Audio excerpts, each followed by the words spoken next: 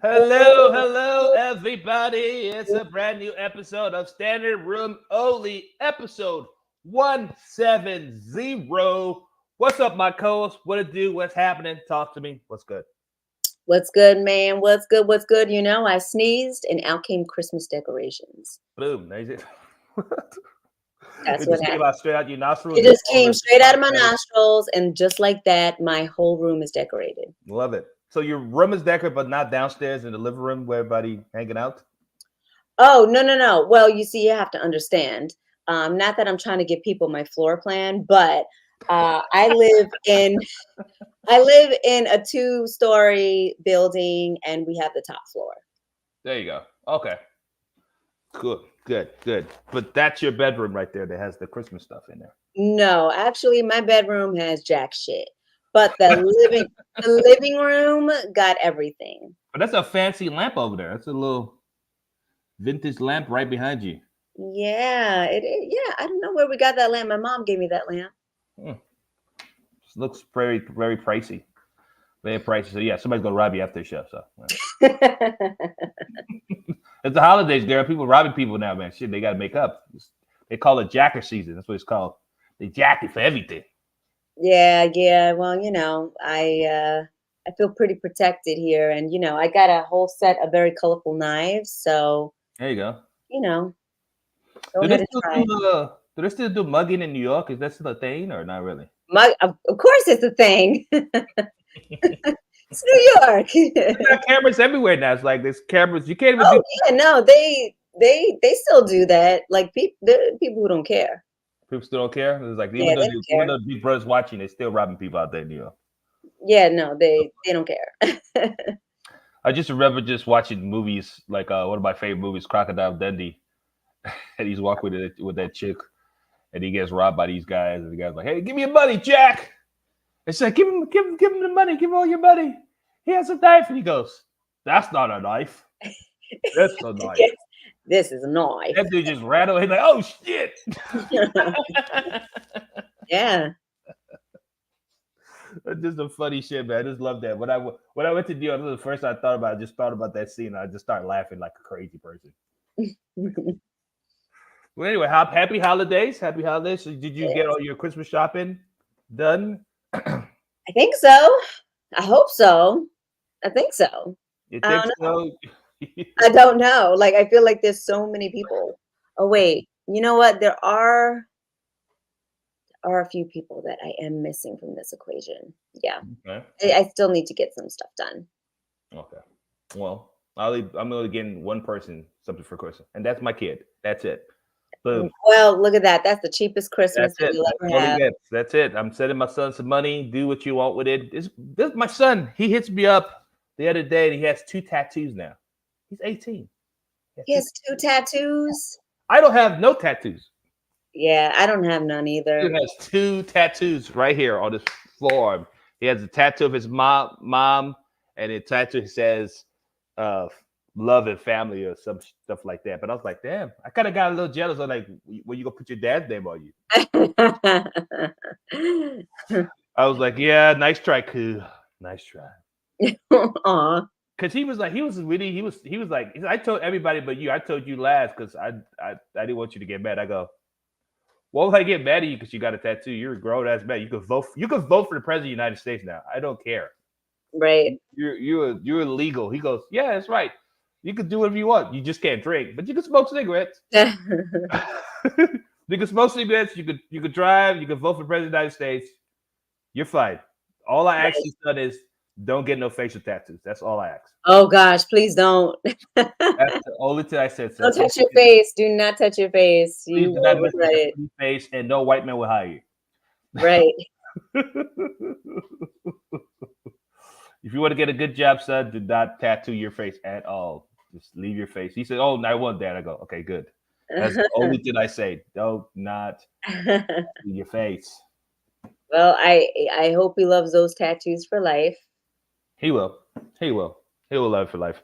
I'm thinking about getting tattooed myself. I want to get tattooed of my mom on my forearm. Yeah. Picture of my mom, but it's pretty pricey.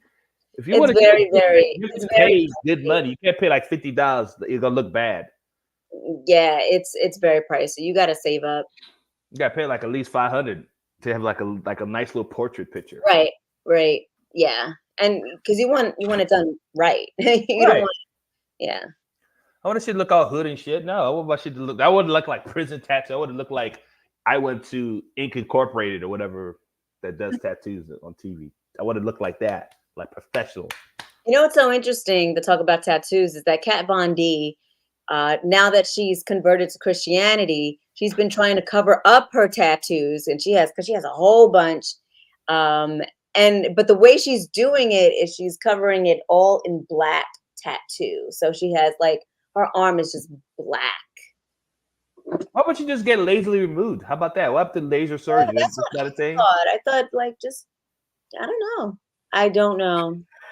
Maybe she gets the numbing cream and then she just like does the tattoo. You know what I'm saying? Because you can't use numbing cream with the LASIK procedure. So.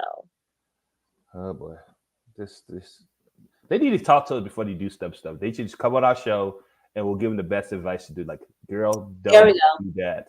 There we go. Yes. Go get laser surgery. Yes. Or just wear a lot of long sleeve clothes for the rest of your life. That's it. If you try to pray and worship and all that stuff, you got to cover that stuff. You can't have all tattooed up at church. It's gonna send mixed signals to the congregation. And then we need our gavel because I feel like this is going to be like, okay, that's our judgment. You go take that advice. Right. Exactly. Well, this is the last show of the year. OMG. 2023.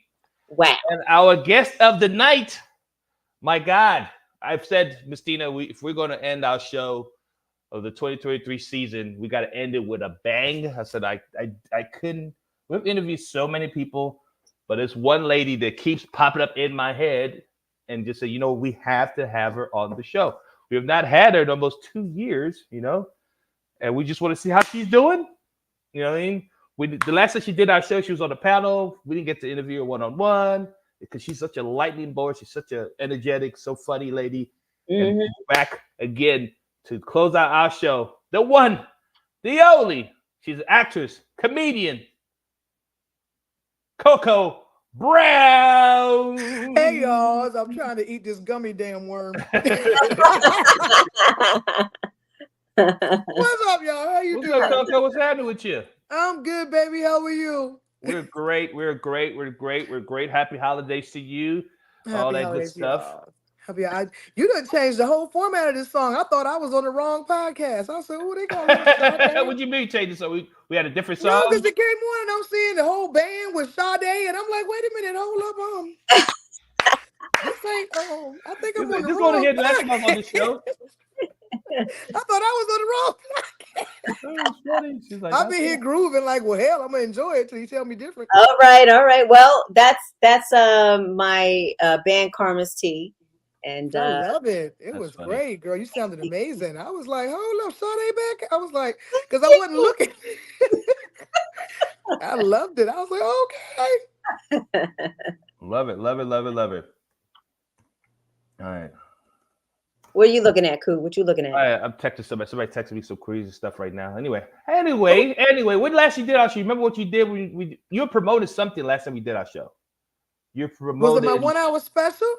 I think it was. No, you had the edibles you were trying to sell. Oh yeah, I still got Coca's Cravables, Cravables.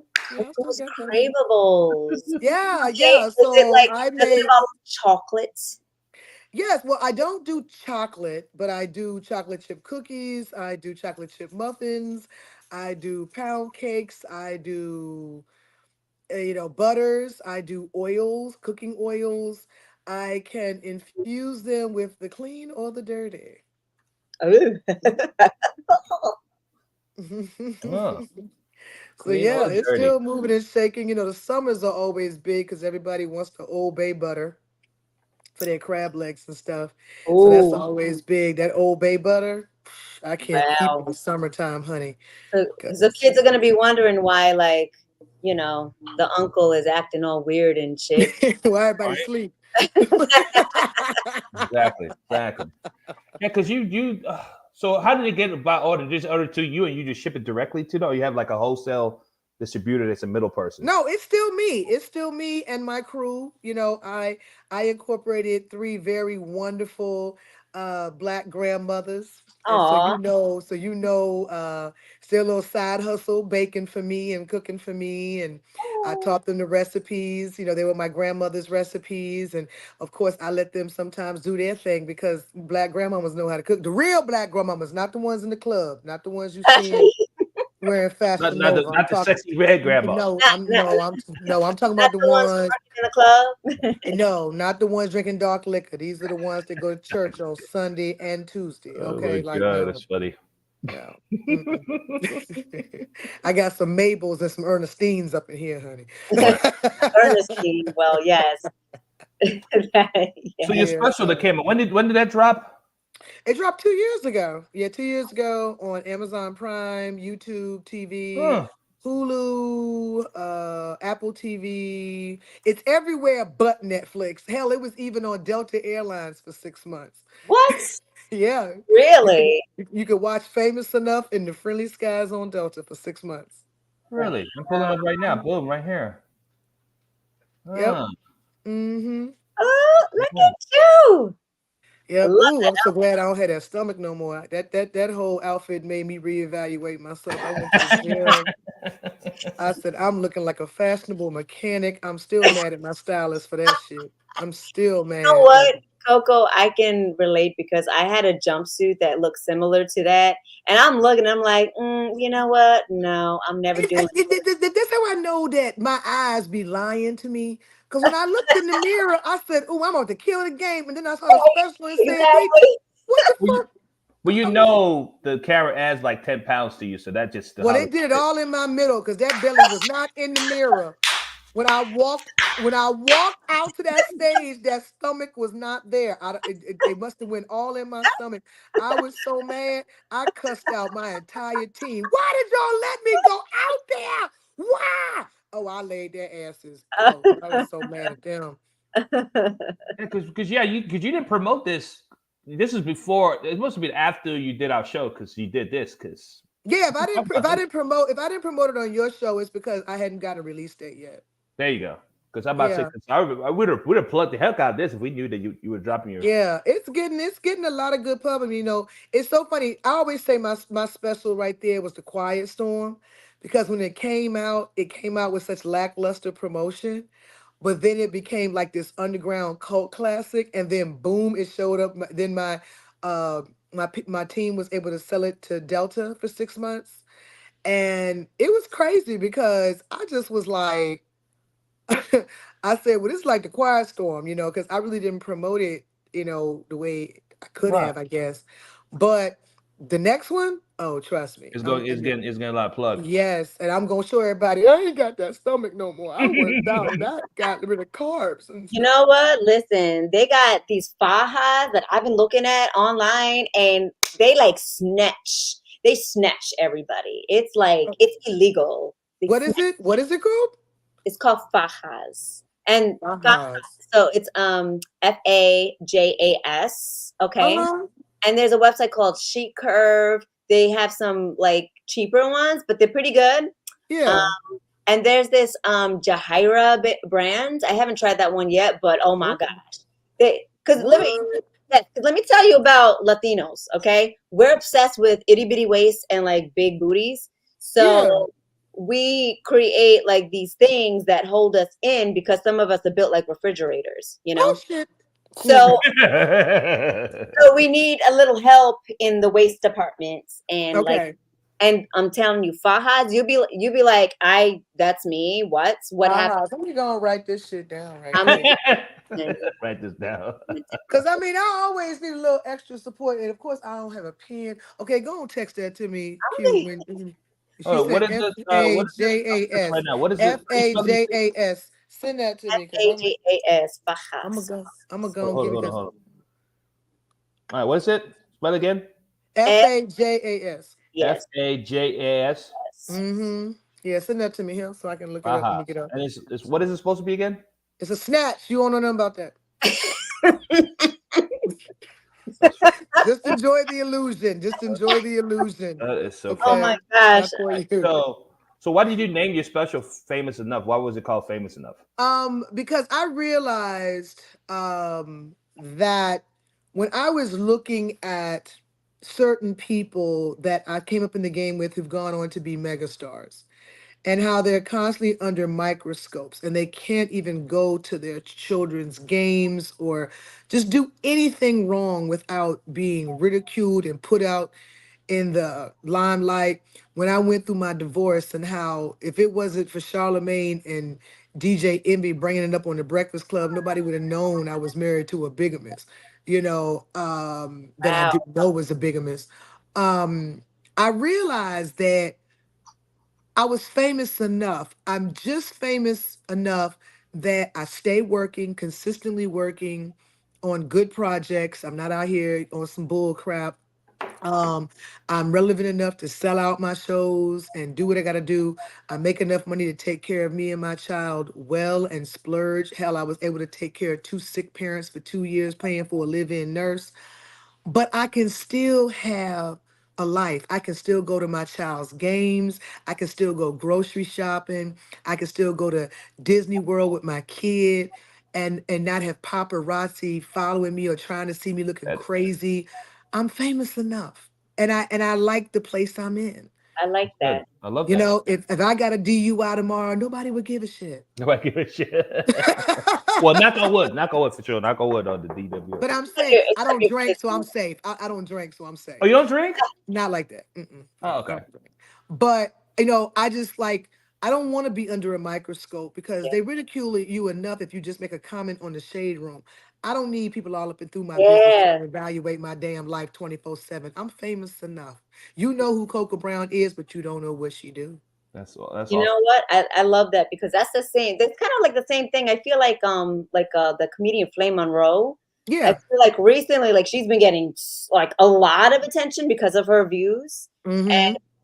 and Flame. I just love the way she goes, but she's like, I don't give a shit. Fuck She don't. you. Flame been the way Flame been for 5, 6 decades, honey. She don't give a damn what you new alphabet people care about. She don't. The alphabet people. She don't. And I got that from her. So don't come Yeah, for me. That's yes. her That's words. what That's that's what her Flame words. says all the time.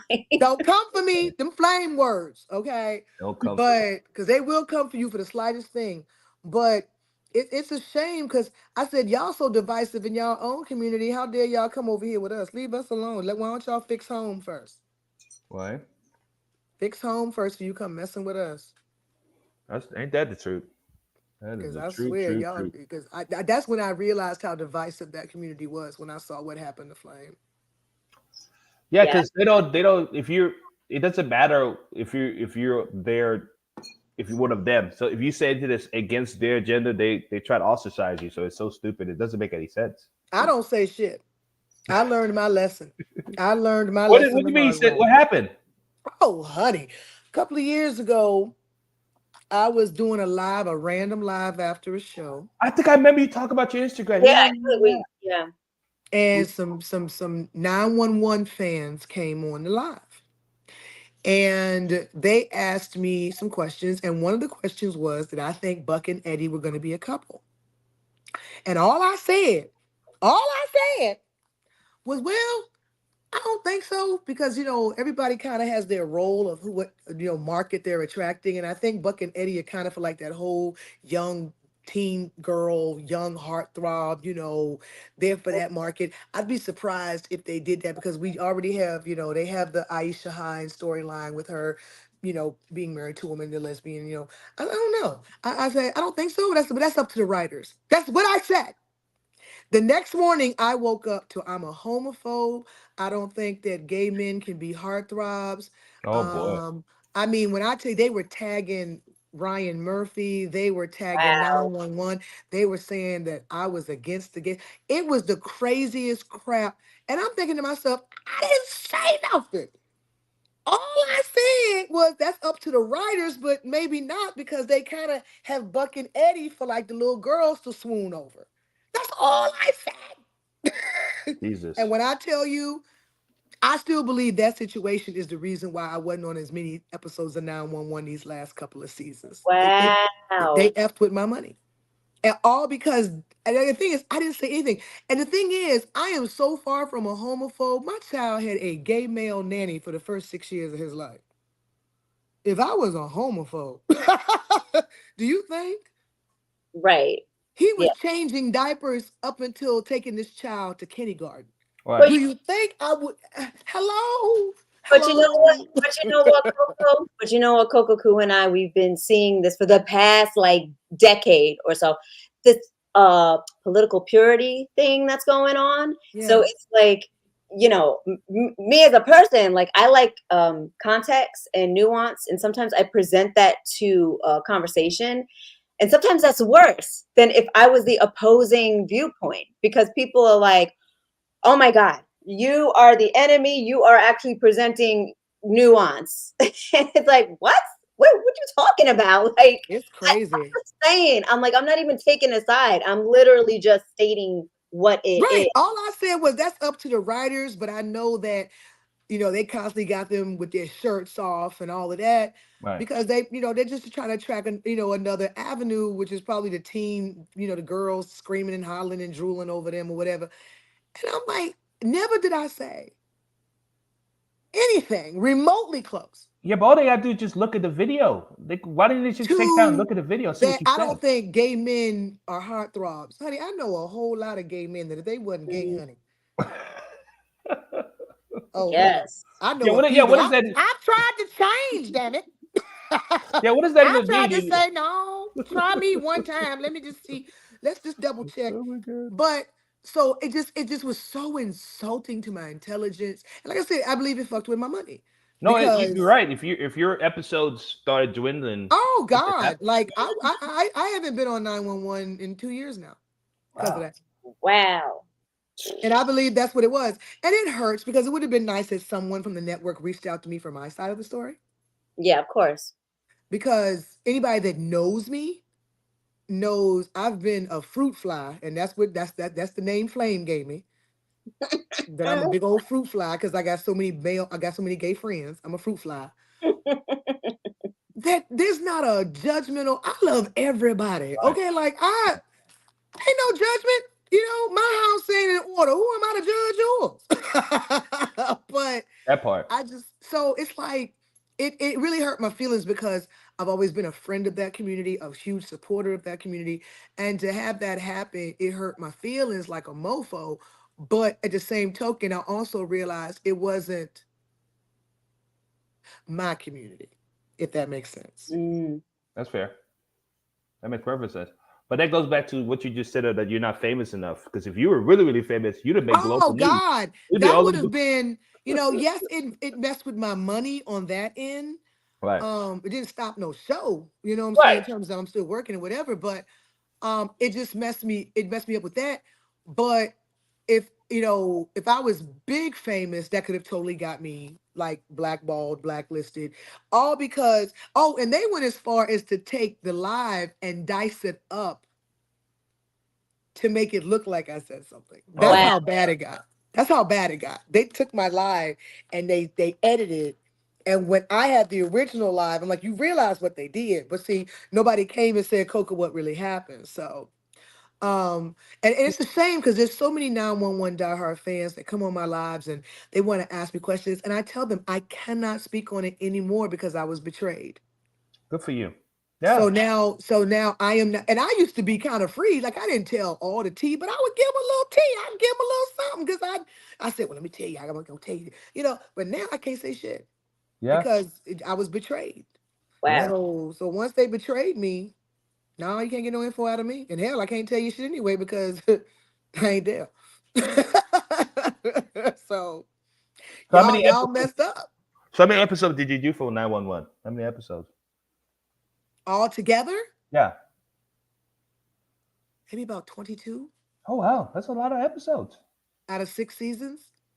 Yeah. Out of five, out of five. Yeah, that's still a lot of It's episodes. still significant. Yeah, so it's like, and I love that show. I love being in that show. I love the character I played. I loved, Ryan Guzman who played Eddie. Loved me some, Gavin, McHugh that played Christopher. I loved, absolutely adored that role. And it really hurt my feelings that people would misconstrue my words and my heart like that and who I am as a person and fuck up my bag. It really hurt. It really hurt my feelings, especially because I was never asked what my side, what happened. But That that's hurt. those studio executives, man. They just all they see is If bottom I was line. famous, if I was more famous, Right. I probably would have got a phone call.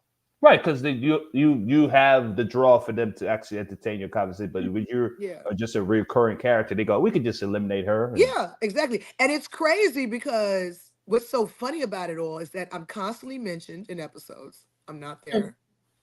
Um, the fan base for Carla is insane.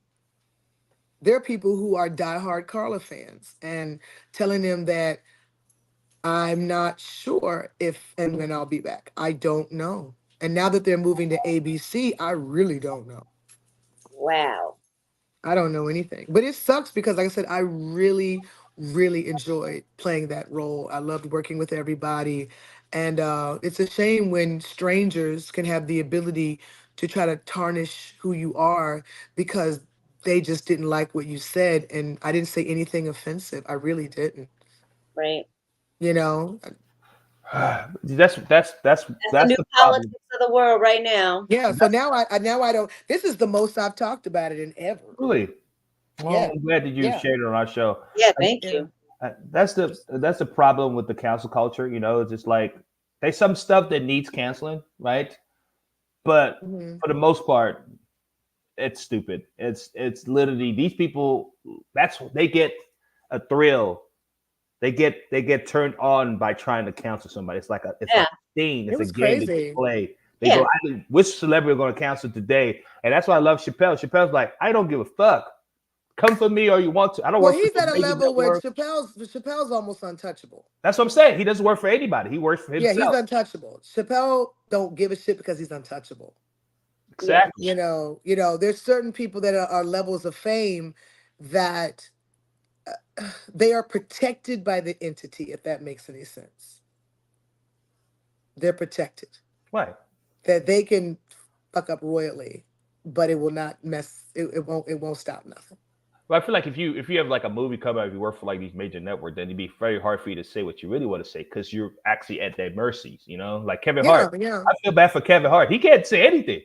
That Negro can't say anything because he has Well, people because that you know work for why he him. can't say anything? Mm. Because he's created comedy Yeah. that's for everybody. Yeah. So when you get into that role of like taking roles where it's for everybody, now all of a sudden you put yourself in a place where it's easy to disappoint people because you're human. You got human experiences. So anything that he says is going to be used against him. Yeah, he has a corporation, so he has people that's under him that he paid. Because remember, he did like his documentary talking about with the whole Oscar thing with the gay thing, and he had his employees. They were crying in the document. They go, "Oh my God, I didn't know you was homophobic. I can't work for a man that's homophobic." And he's like this.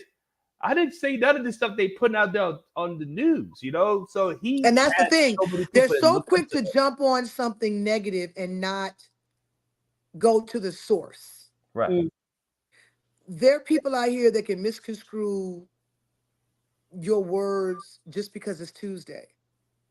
And the one thing that I hate about this society now is that there's no fact checkers.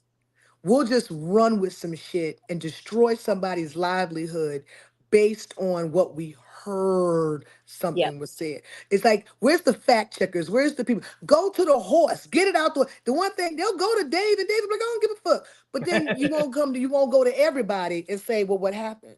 What did you say? What did you do? Give me back fact checkers. Don't be so quick to jump on a cancel bandwagon. Know the facts. Very true. Yeah, they don't. They don't. Because I mean, if one thing I know, there's some excellent editors, honey, because they will take your shit and remix it. Oh, they'll remix the shit. They call that something called a deep fake. You heard of deep fake when they just take your face and start talking over Yeah, your they'll face? remix it, because and it's like, so now it's like God forbid I might get in trouble for what I said on this damn podcast, but I'm just being real. Like, You know what? y'all I hope won, damn it. Okay, you won. I hope they. Carla's gone. Okay, leave me the fuck alone.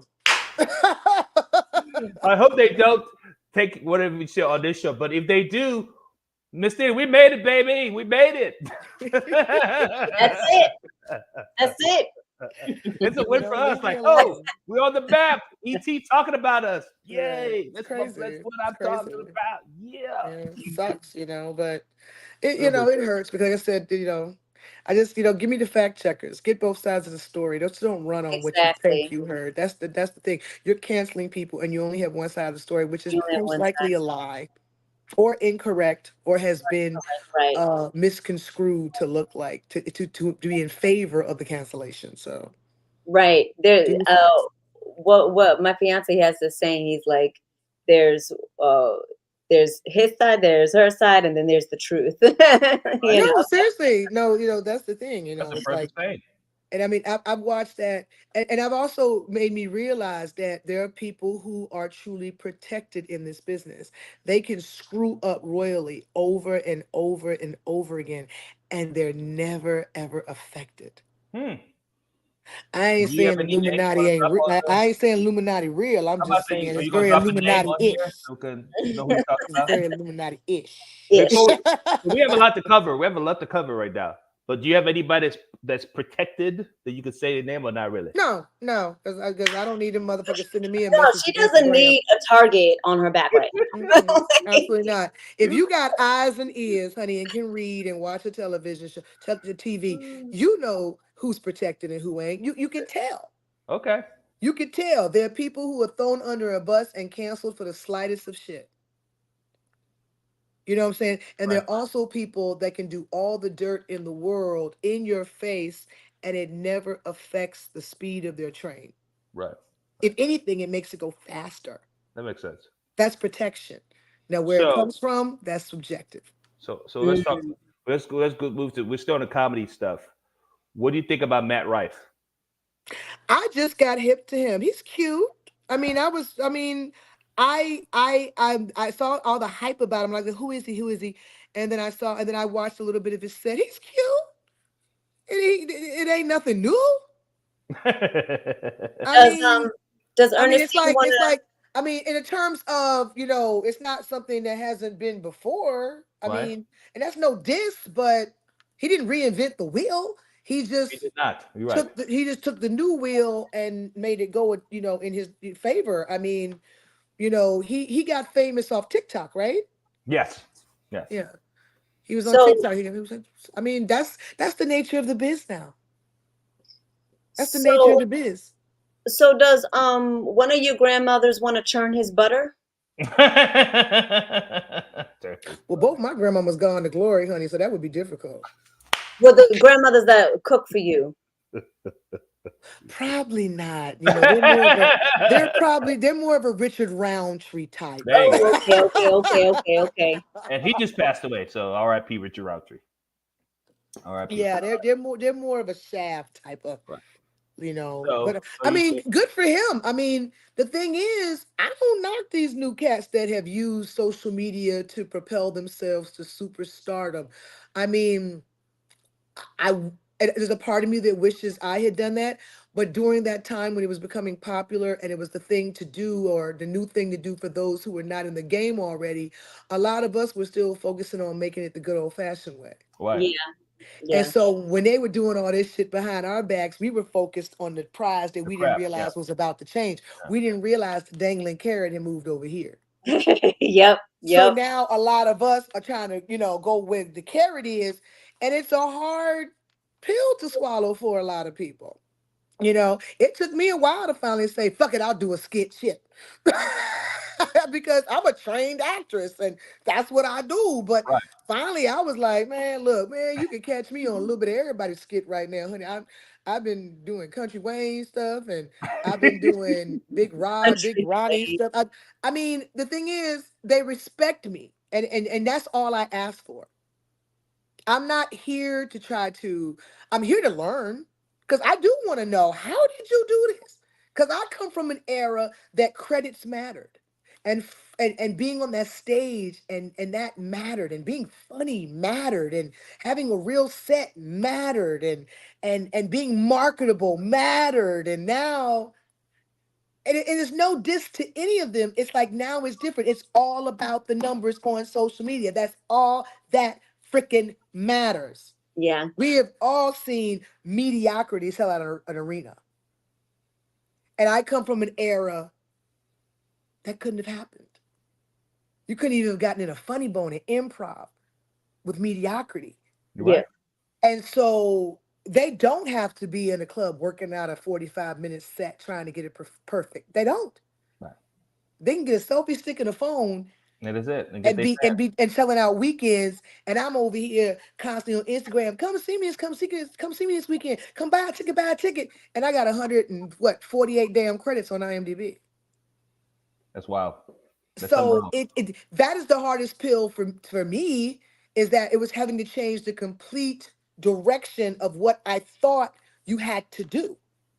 The steps have changed, the levels have changed. How do you get to levels? Everything's changed. So, you know, it's good to know that I am trained and you can put me in front of any crowd and I will make them laugh. Right. You know, I got a solid 2 hours of material with my eyes closed. Solid. I ain't got to freestyle shit. That's 2 hours solid, I baby. love it. Solid. You got something to say. Right. I have a voice. You know my voice, you know? And it's evolved with every decade I've been in this business. Where I used to be your favorite girlfriend, now I'm your favorite auntie. There you go. You got involved. That's what artists You do. know what They I'm saying? evolve. You But know. now trying to figure out how to take all of that 20 some years of training and being told it had to be this way to now go this way with it. Yeah. It's hard, but I'm learning, and I'm grateful for the Country Waynes, and I'm grateful for the Ryan Davises. I'm grateful those who are showing me, oh, this how it go. Because I'm just over here auditioning and trying to sell tickets the good old fashioned way, you know, and just posting my shows in a flyer form on Instagram thinking that works. No, I gotta do a cartwheel and a skit and some shit.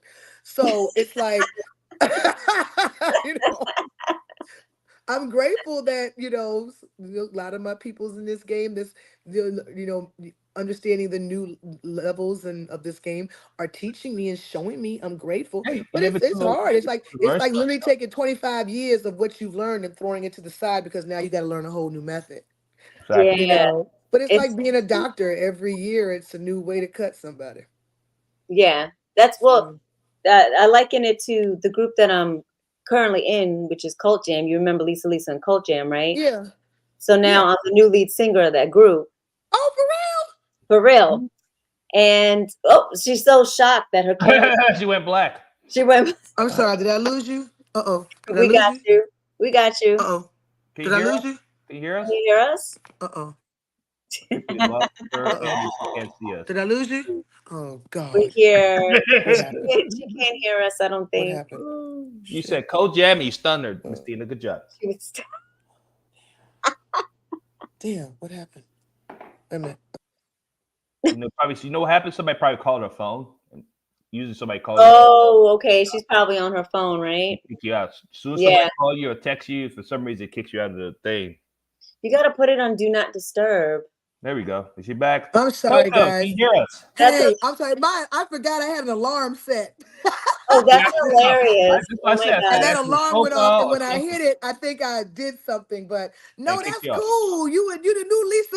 I'm the Wait a yeah, minute, if I take you home. Oh yeah. wow. Are you gonna do all cried out with my boys full force? Yes, I love them. I just we've talked to been Lou doing the that. other day. I Yeah. love Lou. I love Lou's my boy. I just talked to Lou a couple of days ago. Oh, Lou is such a sweetheart. I Ain't performed with he a him a few. sweetheart? He is He's just a sweetheart. I always I love would fight performing somebody All over him Cried if I Out with would. him. We do it every show that we have. Lou comes and we duet together and stuff. Oh, that's so awesome. Well, let Yeah. me know if y'all make it to Atlanta. I'll be front Oh row. my God. That's see, but you know what? It's to your point, your story, right? Because these are dudes that knew how to make it back then. They knew the system back then.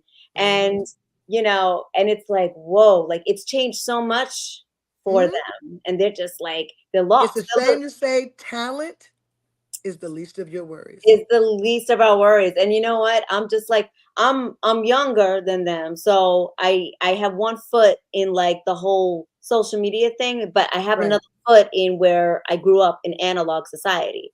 Yeah.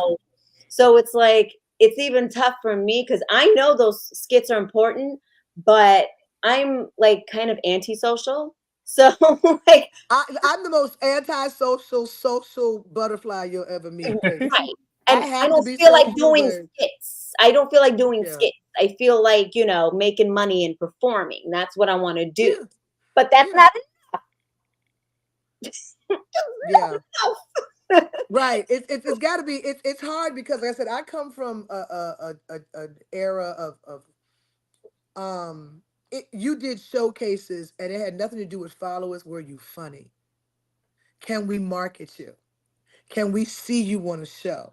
Right. Can we see you heading a show?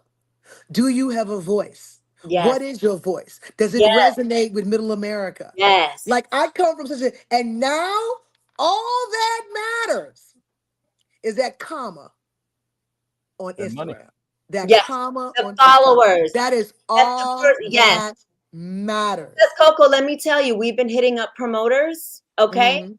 And the promoters are like, okay, what's your followers? What's your following? Seriously. And That's yeah, the you first do question. realize this, Lisa, and Cold Jam. You do realize this is full force, but they don't care. They don't care. They don't care. They They don't don't care. care. They We don't got care. we got to get with the When time. you On see get Oscar winners doing accolades. TikToks, you know it's a sad day in the industry. Yes. When you see Oscar and EGOT winners, when you see EGOT winners doing TikToks, Because they got to get followers. Sad. They have it's a to get the damn followers shame. up. It's a damn shame. It's a damn So shame. let's go to another story. Tiffany Haddish. Are you friends with Tiffany? I mean, I wouldn't consider us. Well, we're industry friends. Okay. Like we don't So talk every day or anything like that, but when we see each other, it's nothing but love and respect. good. So I don't think we ever talked about that when you was on the show. I don't think that happened when you. I think it was happened afterwards. So let's talk about that. You think that since the whole situation with the whole kid and all that stuff, you Mm. think she ever gonna get back to being Tiffany of old, or that ship has sailed? Because No, now she's Tiffany, like she's on the free fall now, kind of. you think so? A little bit, because she's made it public that her finances is not the same like it used to. Because she lost a lot of movie deals because of that, a lot. Yeah, And she got hit with the DUI recently. DWI, yeah. So I pray for that sister. I pray for her. I pray that she stays uplifted and protected. Because she's in a level of the business that either you choose or lose. Mm. And I'll let you figure that out. Mm. So I just pray for her. you have to. I pray for her, because I know that there's a level of protection she does have because she's still here. Absolutely. Because they cancel us for far less. They That forget part. about us. I mean, I'll give you 2 words, honey. Jonathan Wright. Who's that? Who's Jonathan? Right. That Is that his name? Jonathan Wright? Is that his name? What's Jonathan? The who's Yeah. actor, that? What's the boy's name that's going through it with all the sex Myers? with, huh? Is it Jonathan Majors or Jonathan I'm Majors. I'm about to say sorry. What did I Jonathan get right? Majors. I'm about to Oh say no, no. Jonathan I'm Wright. sorry. Jonathan I'm Wright's a sorry. different act. That's a No, light skinned dude. that's Jeffrey. That's Jeffrey. Yeah, that's I'm sorry. Jeffrey. I was actually reading an article on Jeffrey earlier, who I absolutely adore. He's an amazing actor who does not got his just due. But no, Jonathan Majors. 2 words, Jonathan Majors.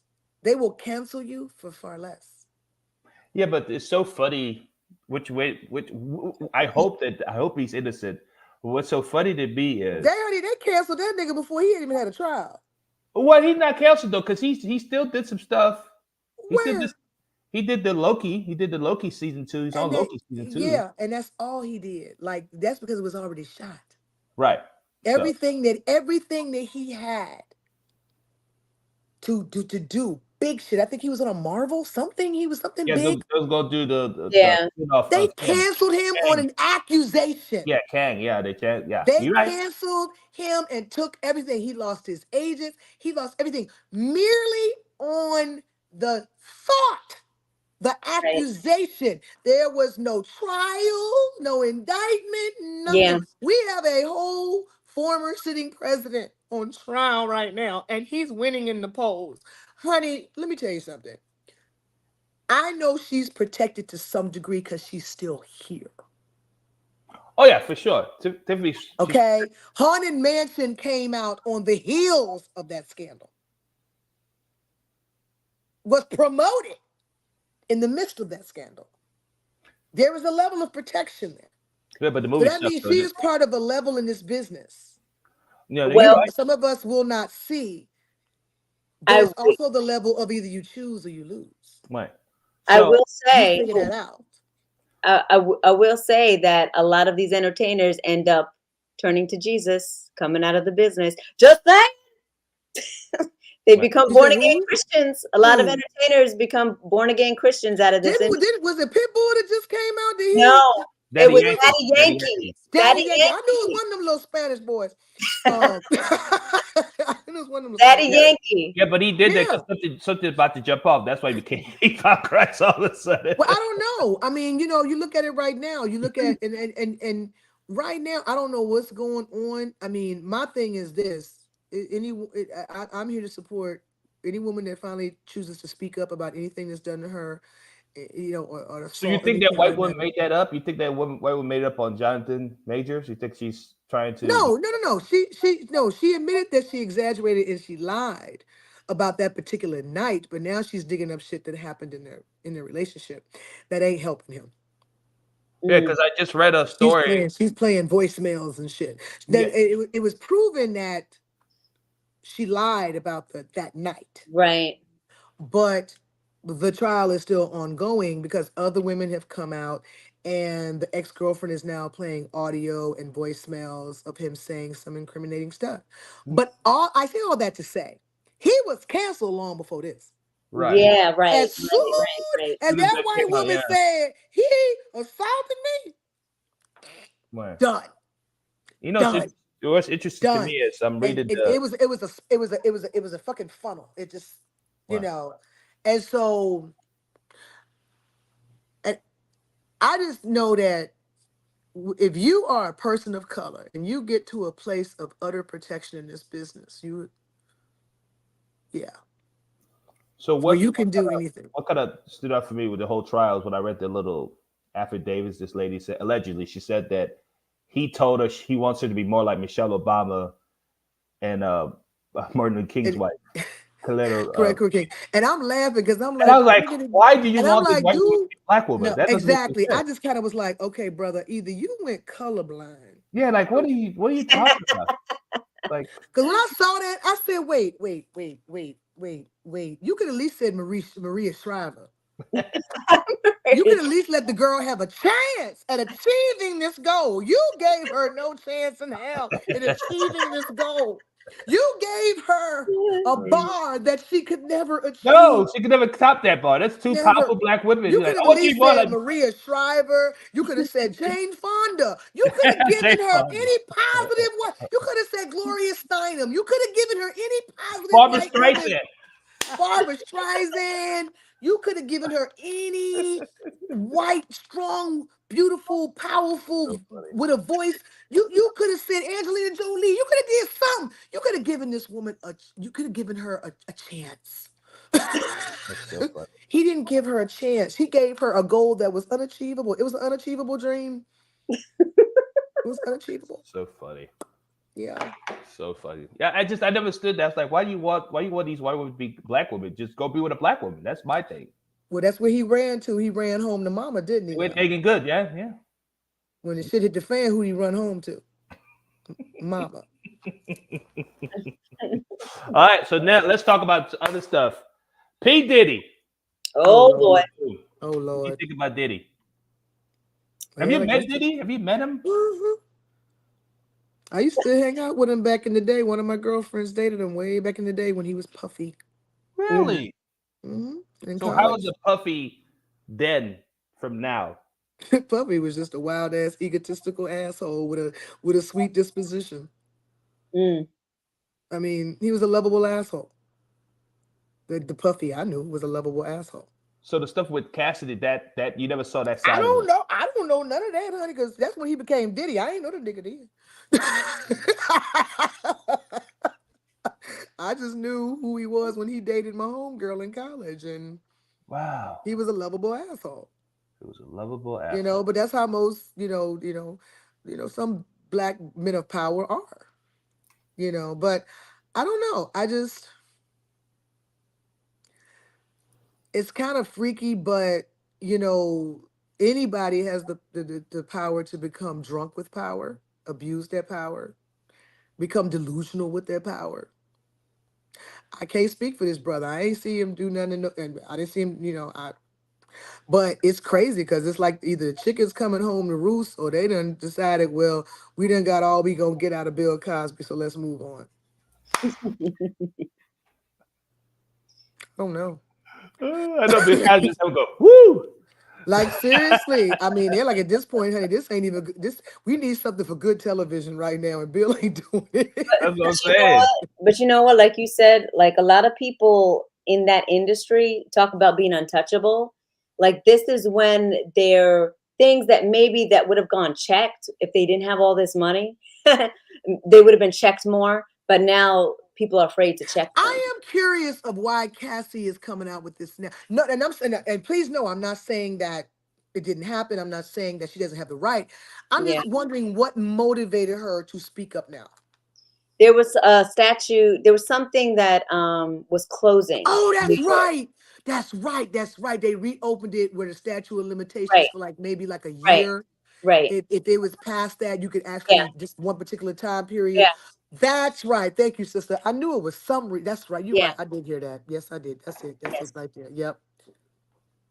So So I yeah, guess she was just. It was just maybe weighing on her spirit real heavy. And when this happened, she says, "Now is my chance to free myself right. from this man." Hmm.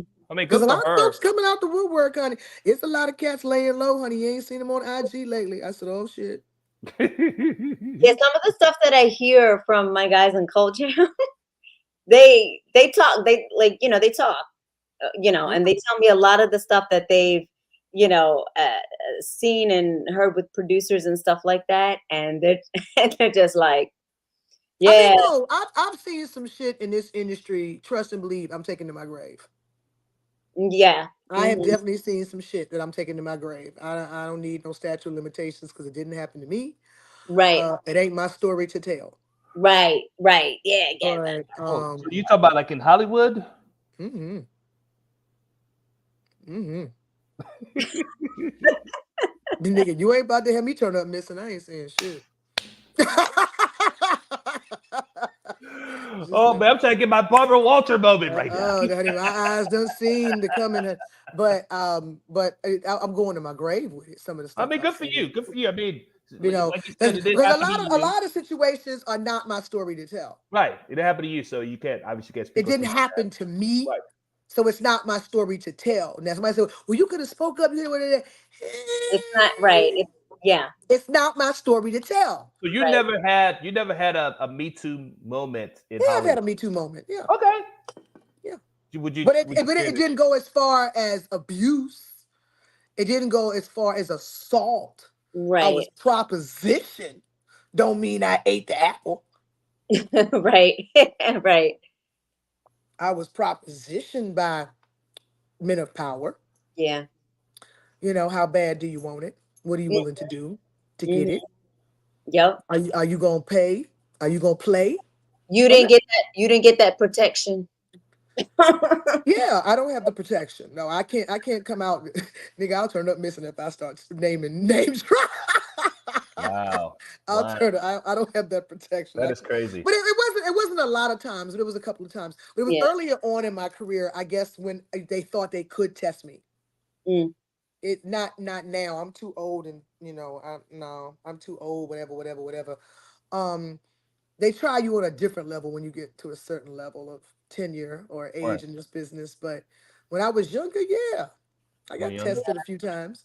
And one of them, I wish I had took the bait. I'd probably be much further in my career. But Oh, you hold up. You living with Rhett right now? What? What? yeah, I feel like sometimes, well, damn, I see what they did for so and so. I should have took the bait. Fuck. but, but but no, I Oh my made my god. choice. And hey, I'm famous enough. Love So it. how is it? Because I'm looking at your movie catalog, and Mhm. how is it you were in the movie Lakeview Terrace? That was my first major motion picture.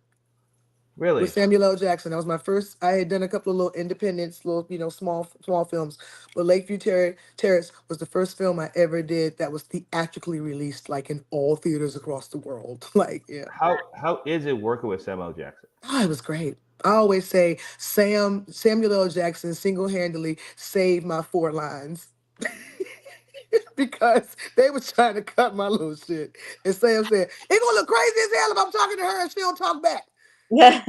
So he Really? saved my lines. He saved my 4 little lines. Really? He saved my. They were trying to cut my little lines, and Sam saved my lines. Do you Child. remember the line? I think one of them was, "Here you go, sugar." I understand. It was something real basic, but they just wanted me to look at him and never respond. And Sam was like, "I can't be talking to her and it gonna look crazy as hell. If I'm talking to her and she don't say shit back." This classic. This, This this this my classic Samuel L. neighborhood Jackson. bar. I come here all the time. She supposed to talk to me. We cool like that. So, I said, motherfucker, she right, gonna so, say a so he, line. he saved my 4 little lines. Right. What's the magic line? So hey, I'm grateful. He saved my 4 little lines. So I Good for always had you, love man. for Samuel motherfucking L. Jackson. And that movie just changed your life forever. Well, I mean, it definitely like made me realize, like, wow, like sitting in that theater. And mind you, I was only on screen for like all of like 4 minutes, but to be sitting in a movie theater full of people and to see myself pop up on that big ass screen in a movie theater, that was a surreal moment for me. I'm just a little girl from Newport News, Virginia, Hmm. that used to play with her dolls and make out, dramas with my dolls, not and put little plays on in the backyard, and to see yourself on that screen, it was like that moment, like, damn, I did it, like, wow. I ain't saying I'm a movie star, but I'm in movies. Right, right. Do And you do you now have a do you have like a come to like your come to Hollywood moment? Because I love to hear stuff like that. That just I get emotional just thinking about stuff like that. Because Octavia Spencer was talking about when she first got to Hollywood, mm, go for audition, and mm, this is like the late '90s, early 2000s. She's going for audition, and her car broke down, mm. and she was pushing her car, and guess who helped her? Keanu Who? Reeves helped her. Oh, wow. Keanu Reeves out of nowhere showed up and helped her push her car. Wow. Because I never forgot that Keanu Reeves just showed out of nowhere. It was like, all right, this Keanu Reeves. And he was like, what we got going on? And he just did like Matrix and all this. He was like the biggest Hmm. actor in the world at that time. Like, what you got going there? Wow. And he helped her push her car and stuff like that. She goes, I never forgot Wow. that. Do you have any moment like that? You just go, holy shit, that this is my humble beginnings. Now I'm here doing this stuff. Do you have that moment? Ye- Yeah, I think I got two. Okay. Two. The first one was I just moved to LA, and well, let me take it back. I had done a show in Sacramento, California, and it was as a show that I think this was when, was it Chris Webber was playing for the Sacramento Kings? It was one of those ball players. Anyway, it was a big thing he did for the weekend, and he did a comedy show, and I was on it. And I came off stage after my set, and Terrence Howard was backstage. This was fresh off The Best Man. Oh wow. And no, no, Best Man was professional. No, was it Best Man? Yeah, Best Man. And I think it was It Best wasn't the Man. hustle flow. Wasn't that? No, it's Hustle and Flow was later. Hustle and Flow was later because there's a two-part to this Terrence Howard story. Okay. So I think it was right off The Best Man. Was it Best Man that came out before Hustle and Flow? I can't remember. Well, whatever. Anyway, so I come off stage and everybody's clapping, talking about how good I was, how funny I was. And Terrence Howard was sipping with his cigarette and he said, "You have no fear." And I said, "Huh?" Because it was such a weird statement to Yeah. say. And everybody's like, "You funny as shit." La, la, la, la." And I get to him and he's like, "You have no fear." And I said, "No." And he said, "Don't ever lose that." And I said, "Thanks, brother." That was weird, but okay. Fast forward, huh? So fast forward, I had just moved to LA. Hustle and Flow had just dropped. Terrence Howard was speaking at the SAG building. Oh wow. I just got my little SAG card. You couldn't tell me shit. Because I did a national commercial that never aired with David Spade, but I got my SAG card. And I went to see him speak. And this is the one time I'm glad I smoked. because they had an intermission and I went outside to have a cigarette, and who was outside having a cigarette too? But Terrence Howard. So as I walk up and I see him and I'm like, oh, hey, I don't want to disturb you. He said, no, you need a light? So I said, yeah. So I walked over, he lit my cigarette, and I said, I don't know if you remember me. And he goes, no fear. He remembered. And I said, yeah, Coco Brown. He said, you still like that? You still fearless? I said, yep. And he said, my girl. And he gave me a pound. And I shared a cigarette with Terrence Howard. Wow. And that was like one of those moments that was like, I belong here. You know. I love that. Fast forward, my next come to Jesus, you know, they had a moment was with John Singleton, who I miss dearly because that man R.I.P. He so believed in me and saw me for more than what Hollywood was trying to pigeonhole me as. Right. He saw me do a monologue in Bill Duke's acting class. And after the monologue, he was like, I'm going to work with you one day. And I said, you think so? And he said, yep, and it ain't going to be no comedy shit either. He said, don't let them put you in that box. You're bigger than that. And I was like, wow, 'cause I think we had done a scene from August Wilson. I think it was the piano lesson. And he said, but, you know, of course, everybody knew me as a comic. And he said, don't let them pigeonhole you. Fast forward many years later, right after the Tyler Perry stint had ended, I got called in for Snowfall. This is, you know, when they were casting it. And I made it all the way to network, playing the main characters. What was that? You know the main character's name? Tip of my tongue. You know who I'm talking about. The main character's name. On Snowfall? Yeah. I'm looking up, right? I never saw the show. I can't think of it right now. But the main character's name. Hold on. I went in to play his mom. Made it all the way to network. Network chose somebody else. Oh, wow. John called me that night. Well, first of all, after my network audition, he came out. The main character's name is Damson Idris. Yeah, well, no. It did, yeah, Damson. Idris. But no, his character name. His character's name is Franklin Saint. Franklin, that's right, Franklin. So I went in to play his mom, and didn't get the part. But you know, John walked out and was like, "You killed it, you killed it." He says, "I'm gonna call you later, let you know." I said, "Okay." John called me later, said they went in a different direction. There was nothing wrong I did. They just wanted to go a little older, a little harder, you know, looking or whatever. And he said, "But I'm shooting this movie right now." He goes, "I'm shooting this TV show right now, and I have a part that's perfect for you. Can you put yourself on tape for me and get it to me by tonight?" I said, "Hell yeah, what's up?" It was American Crime Story, People versus OJ.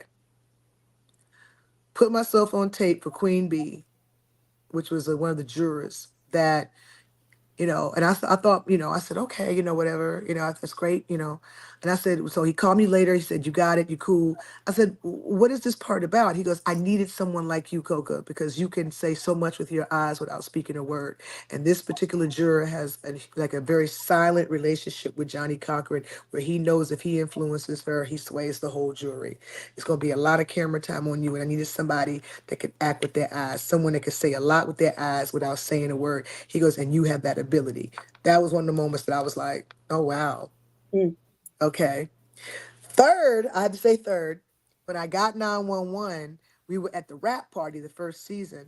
Angela Bassett, who has been on my vision board forever, walks up to me and says, I just absolutely love the way you play your character on this show. You bring such a realness, a connection on this show. I just love how you play her. The Queen of Wakanda said that to you? What's that? Yes. Catherine Jackson. Yes. Go to bed, Joseph. Go to bed. Okay. My favorite line. Go to bed, Joseph. Go to bed. Exactly. You know, and I did, to have her say that to me was just like, whoa, this woman just gave me props on my acting. Wow. Props, you know. And then the cherry on top is I'm at the rap party and I am told by the writers that Ryan Murphy had requested me for this role. Wow. That he was like, find me Queen Bee from American Crime Story. Wow. So I guess that whole eyes thing that John said I had worked. You know, so it's three. It's three. It's three. Three. So, Three. I want to talk about this movie because you got my girl. You work with my girl in this movie. I want to know Who? how was it because I've heard a lot of stories about her, but you work with her, so you should tell me exactly what was going on with her. Nia Long. How was it work Well, with Nia Long? me and Nia really connected on that movie because we were both single moms. We both had young babies at the time of shooting that movie. She became a great sounding board for me. Utmost respect for her as an actress. She is an actress. She taught me something on that movie. She taught me if you're not ready, it's okay to say you're not ready and make them give you time to get ready. It's okay. Because there were scenes that she had to really get into a certain headspace, and Tyler was ready to shoot, and she said, "No, give me a second." And Mm. she taught me that you have the right to say that. Don't make anybody rush your process. I heard Wow. about that about Tyler Perry because they said Tyler Perry he doesn't do a lot of takes. He does like one or two takes. Hell no, honey, one and done if he lucky. Huh? That's why, but I always say it was some of the best training I ever got. Because I can learn lines like that, which gives me a lot more time to flesh out my character. Hmm. So Yeah. how is Tyler Perry? Because I watched his documentary, Hmm. Maxine's Baby. How is he as a person? Because I obviously I lived in New Orleans when he was coming up and all this stuff, but Hmm. watching the documentary of him and his life and all that stuff, and I Hmm. cried at the tail end because No, it was obviously a I beautiful. lost I my was mom. there. He actually sat right in front of me at the Atlanta premiere. Really? Hmm. Yeah, it was good to see him. I hadn't seen him in a while, so it was good to see him. So is he really a genuine person? Because he seemed like he really cares about people. He does. He does. Hmm. Yeah. He Uh, cares. He Yeah. cares. Yeah, he does. He does. hmm. Yeah, because I noticed with Tyler Perry, I feel like he gives a lot of opportunity to a lot of different actors. And of course, like a lot of the actors are black and brown, but Hmm. it's like every kind of actor, honestly. I've seen so many different types of actors in his movies and his Hmm. shows. Hmm. And and it feels like every movie that I've seen, it really feels like the cast are a family. Like they really look out for each other. Like that's the vibe that I get every time that I watch his stuff. And I feel like a lot of them like are they support him. Like they just support his vision in what he wants to do, you know. Yeah, That, yeah, that's how I feel. that's pretty accurate. Yeah. That's pretty accurate. It's very Yeah. Yeah. I mean, it's one of those things that, it was a great ride. I learned a lot. A lot. because it seemed like you were the star of the movie. It was you in first, right? But I mean, yeah, you know, that was the awesome experience. I was actually going through a separation while I was shooting that movie. And, Tyler told me to use it. That's the one thing I will give him, even on For Better or Worse. He trusted me. He said, "You do this for a living. You're funny for a living. That's what you do. So if you feel that something is funnier than what I've written, just give me the heads up. Let's roll. Because I Wow. trust you're funny." He told me that the very first season, I trust you're funny. So to know you had that freedom to make this character a piece of dough and make her the way you wanted her, that was great. That was great. Wow. Yeah. So, what's the process of auditioning for Tyler? Yeah. 'Cause- How do you get to be part of? Because he worked with you so many times. How do you get to be part of his orbit? Well, honestly, I auditioned. I auditioned for the role of in For Better or Worse. But I did find out after I got the role that he had seen me at a comedy club in LA. Oh, And he was like, "I like her. I want to work with her." And then boom, I show up a year later auditioning for Better or Worse. And I always say, stay ready so you ain't got to get ready. Because I guess his only concern was, okay, she's funny, but can she act? I could, mm. so yeah. You never he know who's watching you. So stay. he's a machine, man. That dude writes TV shows. Let He me writes tell you every. something. It's like He he writes just. I'm like, everything. He You how writes better does he not have say the time? words "I'm tired" around that man, because he might lay you out. Really? I Yeah, think he's yeah. I think that was like outside of profanity and calling him by his first name. You better not say you tired. Hold up. Whoa, whoa, whoa, whoa, whoa! You have to call Mr. Perry the whole time. Absolutely. Wow. He's old school. Absolutely. Absolutely. Even his Old school. ADs, the president of the studio. It was They have Mr. to call Perry. him by his last name, not his first name. Nobody calls Mr. him Tyler. Perry. I believe they did in private, but in In the clear, production area for yeah, the like people. absolutely, Mr. Perry. Absolutely. Well, I mean, he worked his ass off to get to that point. He's a Absolutely. billionaire, so Absolutely. Yeah. I don't I blame mean, him. there were times that, after I worked with him for a while and in private settings or, stuff like that, I would always say TP. I never said Tyler. I would say TP. But Sweet. it took me being on the show years and building that repertoire with him. But Right. even in the presence of when we're filming and stuff like that, I always addressed him as Mr. Perry. Right. So did you have a sweet moment with him? Because Tiffany Haddish had a story about she was showing her one of her cars that she owed back in the days. It's Oh like yeah, he bought her a car. bought the same replica car for her for Oh, her that's birthday. great. That's Do you have great. anything like that? Do you have any? Did he do anything for your birthday or not really? With second season of For Better or Worse, I was 8 months pregnant with my son. And I came to work 7.5 months pregnant and worked all the way up until the I worked all the way up to the week before we wrapped because my water broke that Friday and we had two more episodes to shoot that Monday and Tuesday. I'm literally in the labor talking about I can learn these lines. I can learn these. I'll be at work Monday, not knowing whatever. But I'll never forget that when we called and let them know that my water had broke. By the time we got to Northside, I had a private suite. The day after I had my child, my hospital room looked like a florist. That's how Oh wow. many huge Oh, bouquets of white roses came congratulating me on my child. oh, But one thing he did on set that I'll never forget, we were shooting a scene and I was sitting down because at this point I'm 8 months pregnant. The baby done dropped, but I'm doing these scenes like I ain't even pregnant. And he walked over out of nowhere and put his hand on my belly and prayed over me and my baby. Oh, that's sweet. hmm And let me say, I had gestational diabetes that last trimester, so I was giving myself 5 insulin shots a day, and he had a medic on set just for me. wow. I love hearing So yeah, those stories. so yeah, he took care of me. He didn't buy me no car, but he took care of me. He That's took care. good. Oh, That's Well, that's even good. it's better. funny. Rumor has it that he wrote Single Moms Club for me as a thank you for doing that whole second season, 8 months pregnant and giving birth and still trying to do the show. But that's rumor. I don't What do you know if mean that's rumor has true. it? What do you mean rumor? It's for you. You the star Right, of but the no, movie. What but are you that's talking that about, that's the girl? rumor that he wrote that that was his way of thanking me for coming and doing what I did. I think we shot like 13 episodes and I did Gonna it treat you. all I'm gonna treat you eight like Tyler months Perry right now. pregnant. I did I'm it gonna eight treat you months like Tyler pregnant. Perry right now. Miss Brown, he wrote that for you. That's the You rumor. topped That's what Nia Long. Yep. That's what Hello. I'm saying. That's I'll what I'm say saying. it. And I love Yeah. Nia Long. Yeah. She had to play second fiddle to you, sweetheart. Oh Yes, she Lord. Well, did. thank you. Okay. You You're could have being started modest. some like rife Okay. online and You're shit. you're We being want to modest switch right it now, up. but Okay. that's your movie. That's you. Okay. You did Okay. that. You worked your ass off to get to that position. I did. I did. I did. Yeah. Because I mean, I still look back at that season. I watch that season sometimes just to remind me of my strength. This child was laying on my sciatic nerve.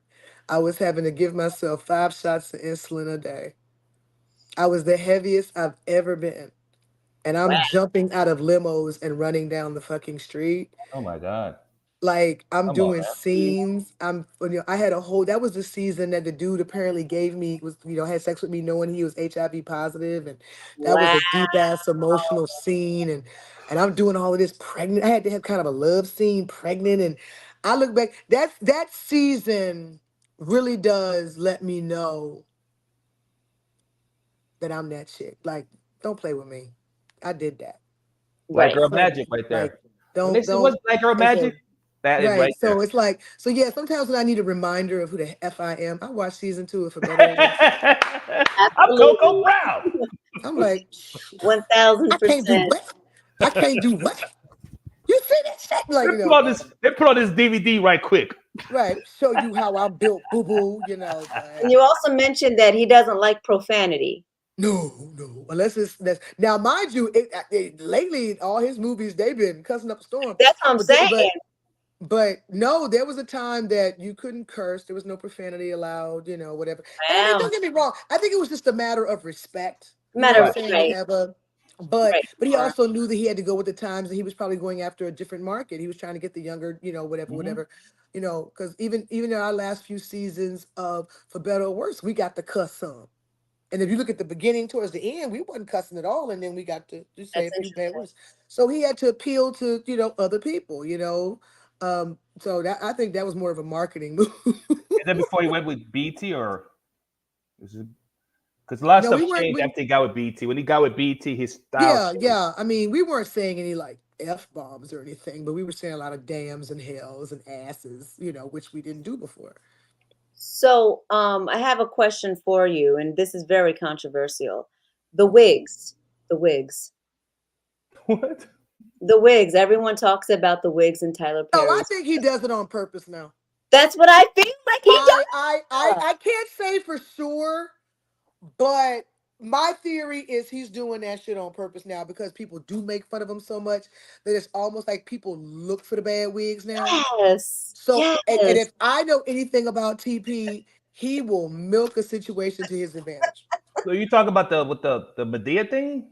Yeah, you know how No. his characters. No, you ever seen like them bad wigs he put on men, or even he'll have on in some of his movies? You ever seen them Yeah, yeah. wigs? He looks horrible.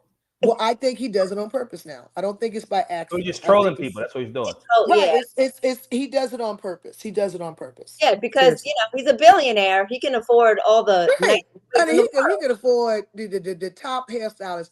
Top I think he hairstyle. does it. He He, does it on purpose he now. can Because afford the scalp that came it's with the hair. it's Okay, almost you know like what what do I'm you saying? call the fat Amy effect? I Right. know you're gonna look at me and call me fat Amy, so let me just come on here and say I'm fat Amy first. So it's like I know y'all gonna talk about these wigs. Let me give y'all some fucked up wigs. Right, To look That's so at. funny. right. No, I totally think So he does it funny. on purpose now, which I think is brilliant, which is hilarious because we do be looking for the wigs. It's That's funny. so fucking funny. So, but does that? I don't know. We don't know him personally, but I wonder. I would love to ask him that question. Does that Medea thing bother him? Because I know that it had to get a toll on him because he wants to stop doing it, but he's created that. Medea has become his own entity that he has to be that. Yeah, I think did he do an interview about that? Yeah, he talked about it on the View. Yeah, he did an interview about that where he was gonna stop doing it. He was gonna stop doing it, but But on the the documentary, fans, he said he's gonna keep doing it to people. If people keep asking him right? to The do it, he'll fans keep love doing it so much. Why would you stop? it. Well, The I guess fans love to each his Medea. own. I just think that he doesn't have to do that no more. I don't. I mean, because he has other feelings. He have people that actually feeling as Medea's on the plays too. So he doesn't have to play that Medea all the time, does he? No, but there's certain. I know I ain't going to see no Tyler Perry play if I don't see Medea.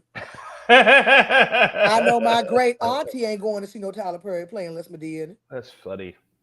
I mean, let's just keep it 100. I mean, there is a market of Medea lovers that will be like, "Where is our girl? We Yeah, of we lo- course. we love your little, heifer get rescued by a beautiful black man from a horrible man, storyline."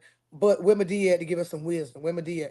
Right. So, yeah, why would you stop playing something that people love? It resonates with people, and it makes you millions. I Why? mean, That's he gets. I stupid. guess when you get burnt out.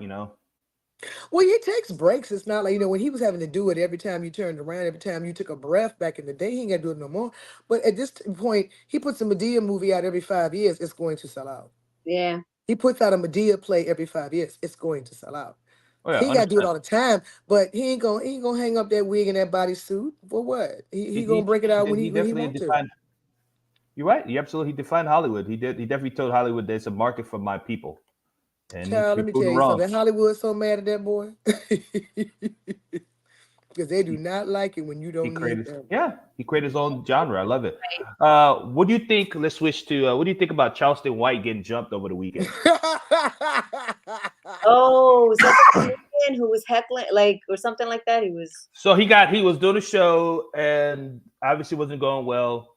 And one of the audience was telling him he sucked, and he said, and I quote, "I make more money than you've ever made in your life, and I got the money you guys paid me right here." He had it in the cash. I had the money right here, and the dude said, walked up to the stage, and he grabbed one of the plastic plant that was on I his thing, thought and he I threw it thought at him. Charleston White had said something about him effing his nephew or something, and that's what the dude got up for. So it was Probably, I over didn't the get moon. that. I didn't hear that. I just heard the part about when they were just jawing back at each Yeah, because other. I heard what made dude start heckling him is that he was in the audience with his nephew and he had his arm around his nephew, and Charleston White accused I'm them being gay. of being gay and screwing, and dude was like, "Go ahead," and he whatever, and that's what made dude get up. Okay, look. Nonetheless, this situation is a prime example of what happens when you give all the accolades to an internet sensation that has not done the work to be there. Mm.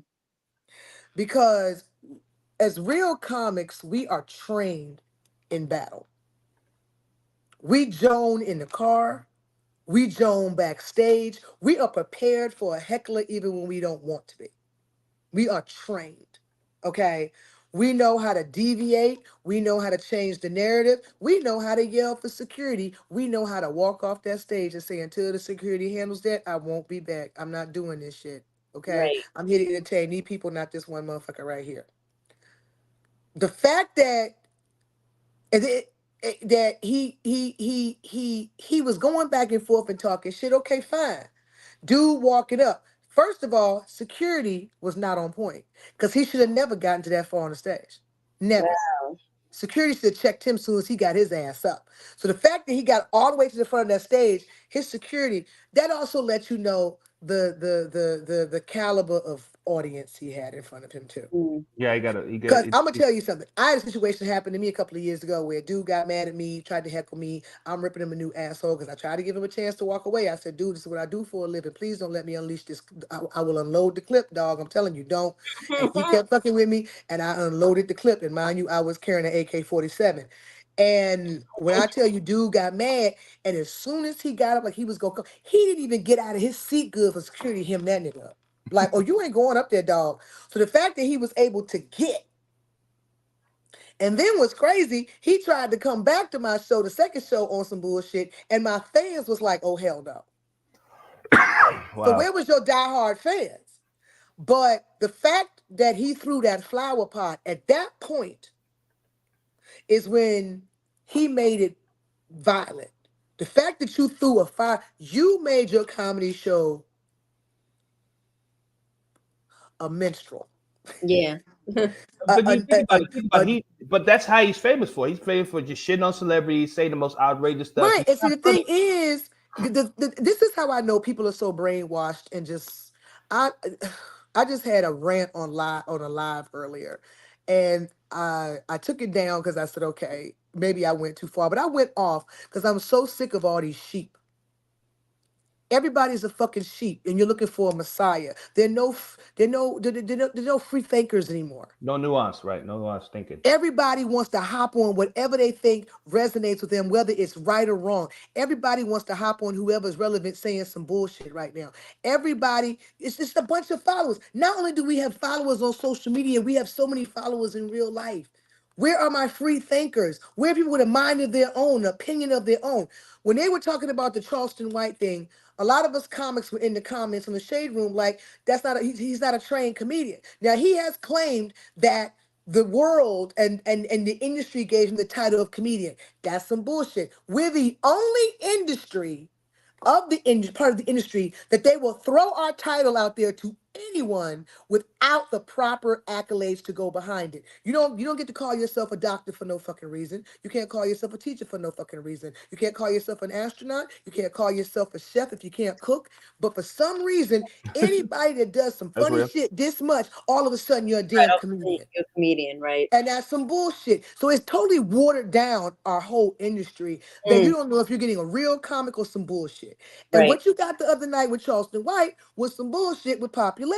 And because he didn't have the comic chops nor the material to back it up, he threw a flower pot. Now everybody talking about, but he be saying some real shit. That's not what the fuck we're talking about. This lets me know right now a bunch of fucking sheep. We're not talking about what he's saying. He's saying some real shit. We're talking about the nigga didn't know how to conduct himself Right. in somebody else's house. Wow. Right. Because Cat Williams says real shit, but he's funny. Like that. Right. Yeah. Yeah. Dave Chappelle said some funny shit. He funny. Bernie Mac was the king of saying some shit to hurt your fucking feelings, but you laughed about it. You laughed about it. So it's like, and it's like this whole era of people, it's just a bunch of sheep. They just will follow whatever. You up here defending a man that will probably talk about your mammy. And we're not even talking about, that's not even the subject at hand. We didn't say the man don't be saying no real shit. We don't say the man ain't speaking some truth. We're saying the nigga don't know how to act outside. You're right. And he's in a business where he's allowing himself to be called a comedian, and you're up here stinking up the stage Except the for joint, us yeah. real ones. And, and then even that, I don't know what he did prior to that other than what I saw in the video, but the fact that you threw the pot let me know the title of comedian should be stripped from you indefinitely. Right. Yeah, because Yeah. he hit him with a pot. He hit him with a pot, and he got jumped because they got off stage and they just jumped his ass. It Of was course, crazy. at that point, nigga, yeah, you was getting your ass whooped. And no comic would have came out there and helped your bitch ass. We'd have been like, well, that nigga chose violence. Somebody chose violence today. We'd have So went back let's. to the green room and lit a blunt. We'd have been like, So, well, is he still breathing? Like he so chose violence. while we on this But, comics getting jumped and all that stuff, mm, again, you wasn't here last year. Do you think that Will Smith's slap hurt comedy, in your opinion? Because I think, in my opinion, I think it did. What do you think about that? it made a lot of Negroes froggy. Yeah, I've definitely seen. I don't know if you ever saw that shit that happened with comedian Steve Brown at the yeah, Columbia yeah, House of yeah, yeah, Comedy. yeah, yeah. That it made a lot of niggas froggy to think that if I'm on stage as a comedian and I say something that offends you or hurts you, or if you have the unmitigated gall to yell out at me at my show and try to interrupt my show, and I choose to make you my show, and now you want to fight me, it made a lot of niggas froggy. Mm. And I'm just here to say, a lot of comics carry pieces on 'em. A lot of comics can fight. Don't take these jokes. Me, let's just say wherever I perform, blue is in the room. And I'm not talking about cops. I'm not talking about. I'm not talking about I'm cops. not talking about Cop or Blue Ivy. Exactly. But blue is in the room. Okay. I'm good. I'm good. But I think that this is once again going back to people don't have a mind of their own and they're not free thinkers. Because if you're going to sit there and watch that situation happen with Will Smith and Chris Rock and think your ass can come to a comedy show and jump up on stage and hit a comic and do it, really? You ain't got enough common sense. You weren't raised better than that Right. to know that you paid money to come see me, and because I say something you didn't like or you yelled out and I dealt with your ass, now you want to be in your feelings and come for me. Everybody ain't gonna stand there like Chris Rock and laugh it off, honey. It's some serious crazy motherfuckers in this business that I know that would, if you make it on that stage, it might be your last time on the Right. stage. You might not want to test some of them, honey, because a lot of us ain't rap too tight. Right, right, That's why you do comedy. right. Right. A lot of us ain't, we are mentally and emotionally unstable, okay? You might not want to do that. So But I think it hurt comedy to the degree that it made a lot of people froggy, thinking that they could come in and disrupt a comedy show or test a comic or whatever. I mean, real talk. That whole Charleston White thing, for him to feel he could walk up on that stage and get up on that stage, whoop that man's ass. I yeah, mean, it very well could go back to that because he felt he had that right. I've never understood people that come to comedy shows that are easily offended. Nigga, just stay in your house and watch right. Fox News. So with the Will Smith situation, obviously you're a fan of Will Smith. Yeah. Do you think he could ever recover from that slap? Because I think he's took. I think America's kind of divided on him now. Like his image has changed since him slapping Chris Rock. Do you think that he would be back to the Will Smith of old, or that ship has sailed? He's whatever he is now. I think he was at a level, but this goes back to my point again. This goes back to my point again. A very famous individual that I'll let remain nameless said to me many, many years ago, don't ever think you're bigger than the machine. Learn how to play the game and keep your soul. That is your only goal.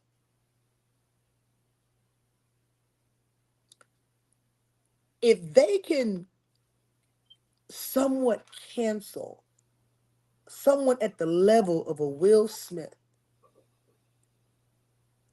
but you see other people do repeatedly fucked up things and nothing happens.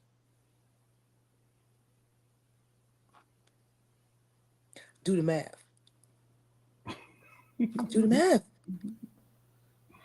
You know, you would think someone like a Will Smith would be untouchable, even in the midst of him slapping the shit out of Chris Rock on the Oscars. But he wasn't. He wasn't. Now, did black folks turn on Will? I don't think so. I don't think black folks really turned on Will like that, Well, because right now a lot of us feel sorry for him. that's what I'm saying. a lot of us that's are the like, gist a that I'm lot of getting. us are like, damn, like, But that's what I'm saying. like, That's why I we got kind of have an empathy towards him, compassion. it's a two-part question. That's what I'm saying. So I personally think the Jada Pinkett Smith factor. You think Yeah, a lot of that us have empathy for him because is that I where mean, is that wearing on people because of Jada Pinkett? How do you feel yeah, about Jada Pinkett, by the way? How do you feel about people. her? I really don't know, because I'm never gonna tell a woman that she can't use her voice. But at the same token, it was like, girl, let this nigga recover first.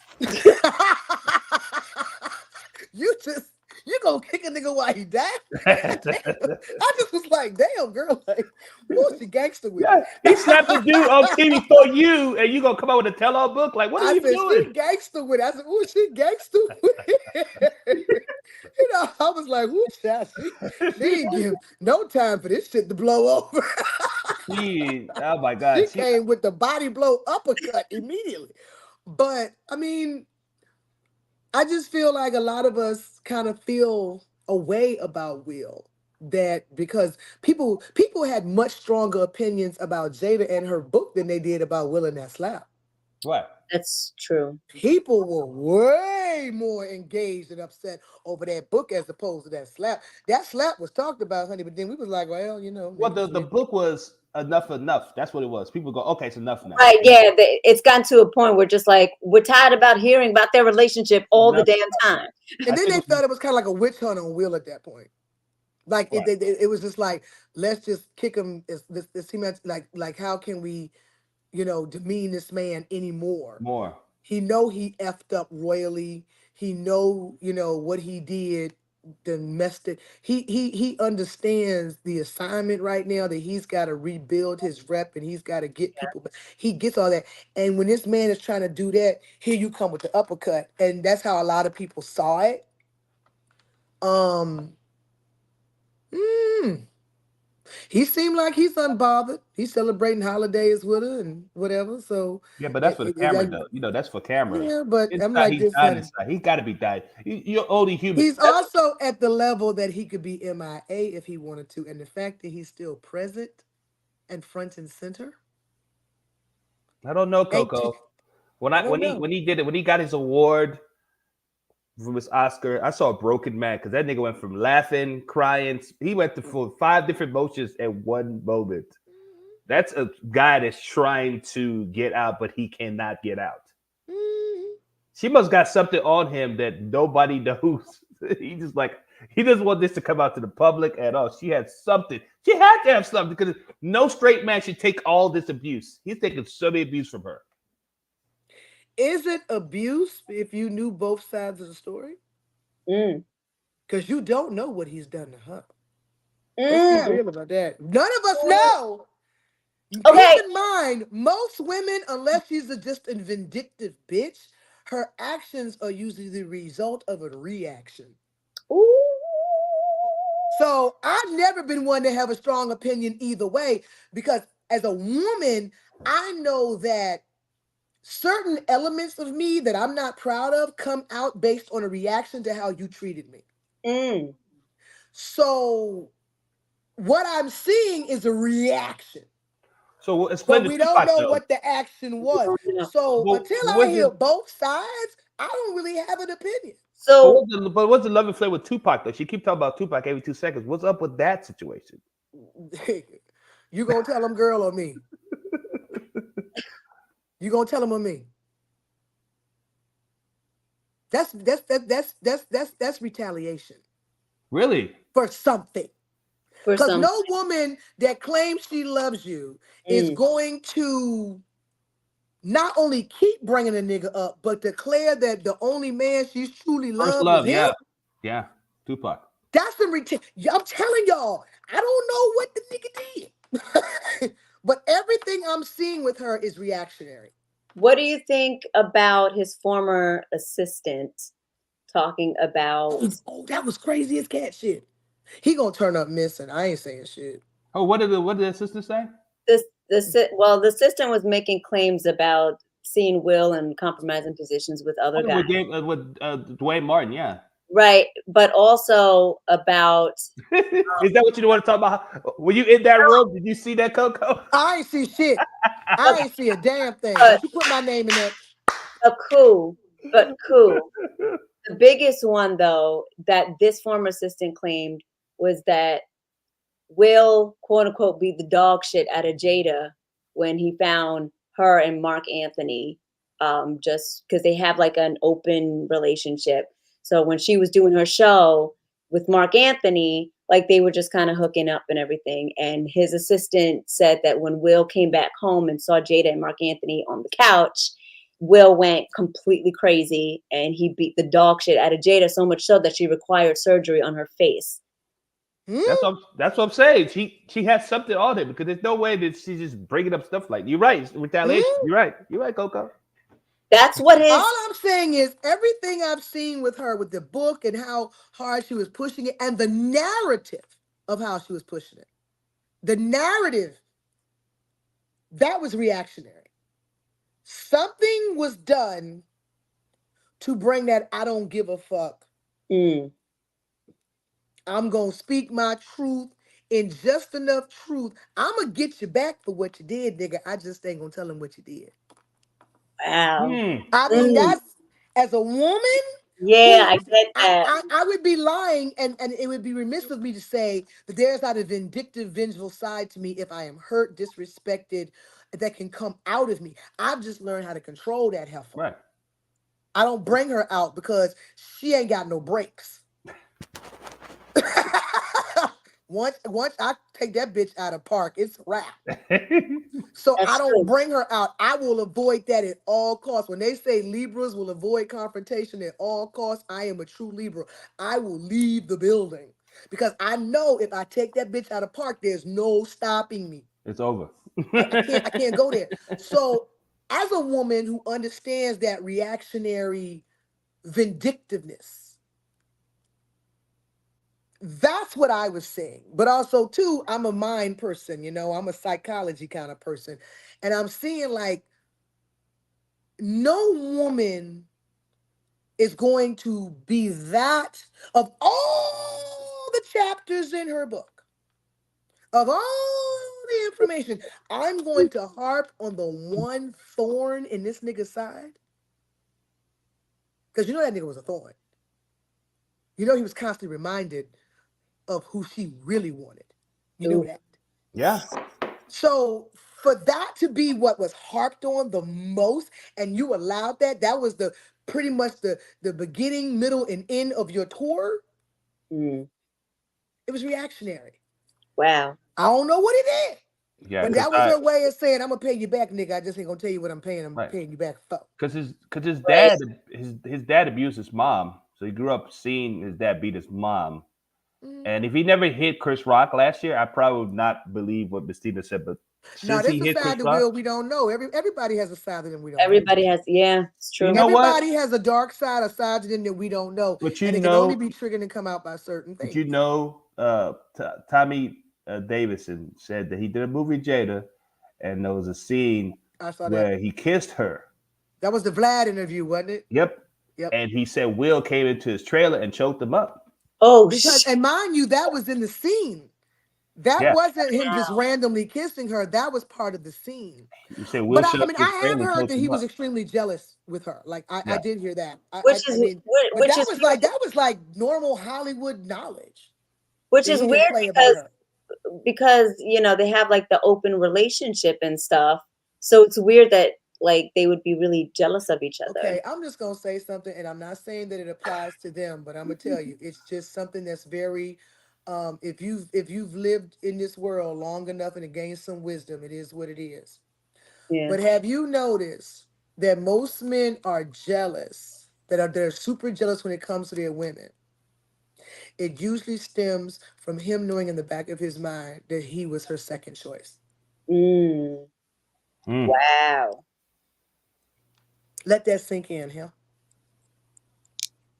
Dad, That you just Wow. he was the fallback guy. Coco, you just breaking news on us today, I man. know. No, This is and like I'm not saying I know this to be their right, situation. right, right, right, right. But We're I'm not saying saying if he that. was Listen. a jealous guy that was super jealous and stepping to Tommy and whatever it is they're saying, most, and mind you, I was married to a very jealous man. And I realized honestly it's one of two reasons. Either he knows you're his second choice, or he knows deep down you're not he's not what you wanted. He knows deep down. I'll tell anybody. I settled for my ex-husband. I was scared. I was 38 years old. I wanted to have a kid. I wanted to get married. I ran into that marriage. My ex-husband probably could have been anybody at that moment because I had tunnel vision on what I wanted. I made a horrible mistake, and then when I chose, I got a beautiful son out of it, which is what I wanted. But I had to be real with myself. I went through a period of complete tunnel vision desperation. My ex could have been anybody at that point. I know what I wanted. And when it all came down to it, I can't blame for him to be a piece of shit because I saw it, but I was determined to be a wife and a mother. Right. Wow. But he was super jealous because I believe he knew in the back of his mind, I ain't what this bitch want. I'm just the fallout guy because I showed up right when her eggs was about to crack. Let's keep it 100. Wow.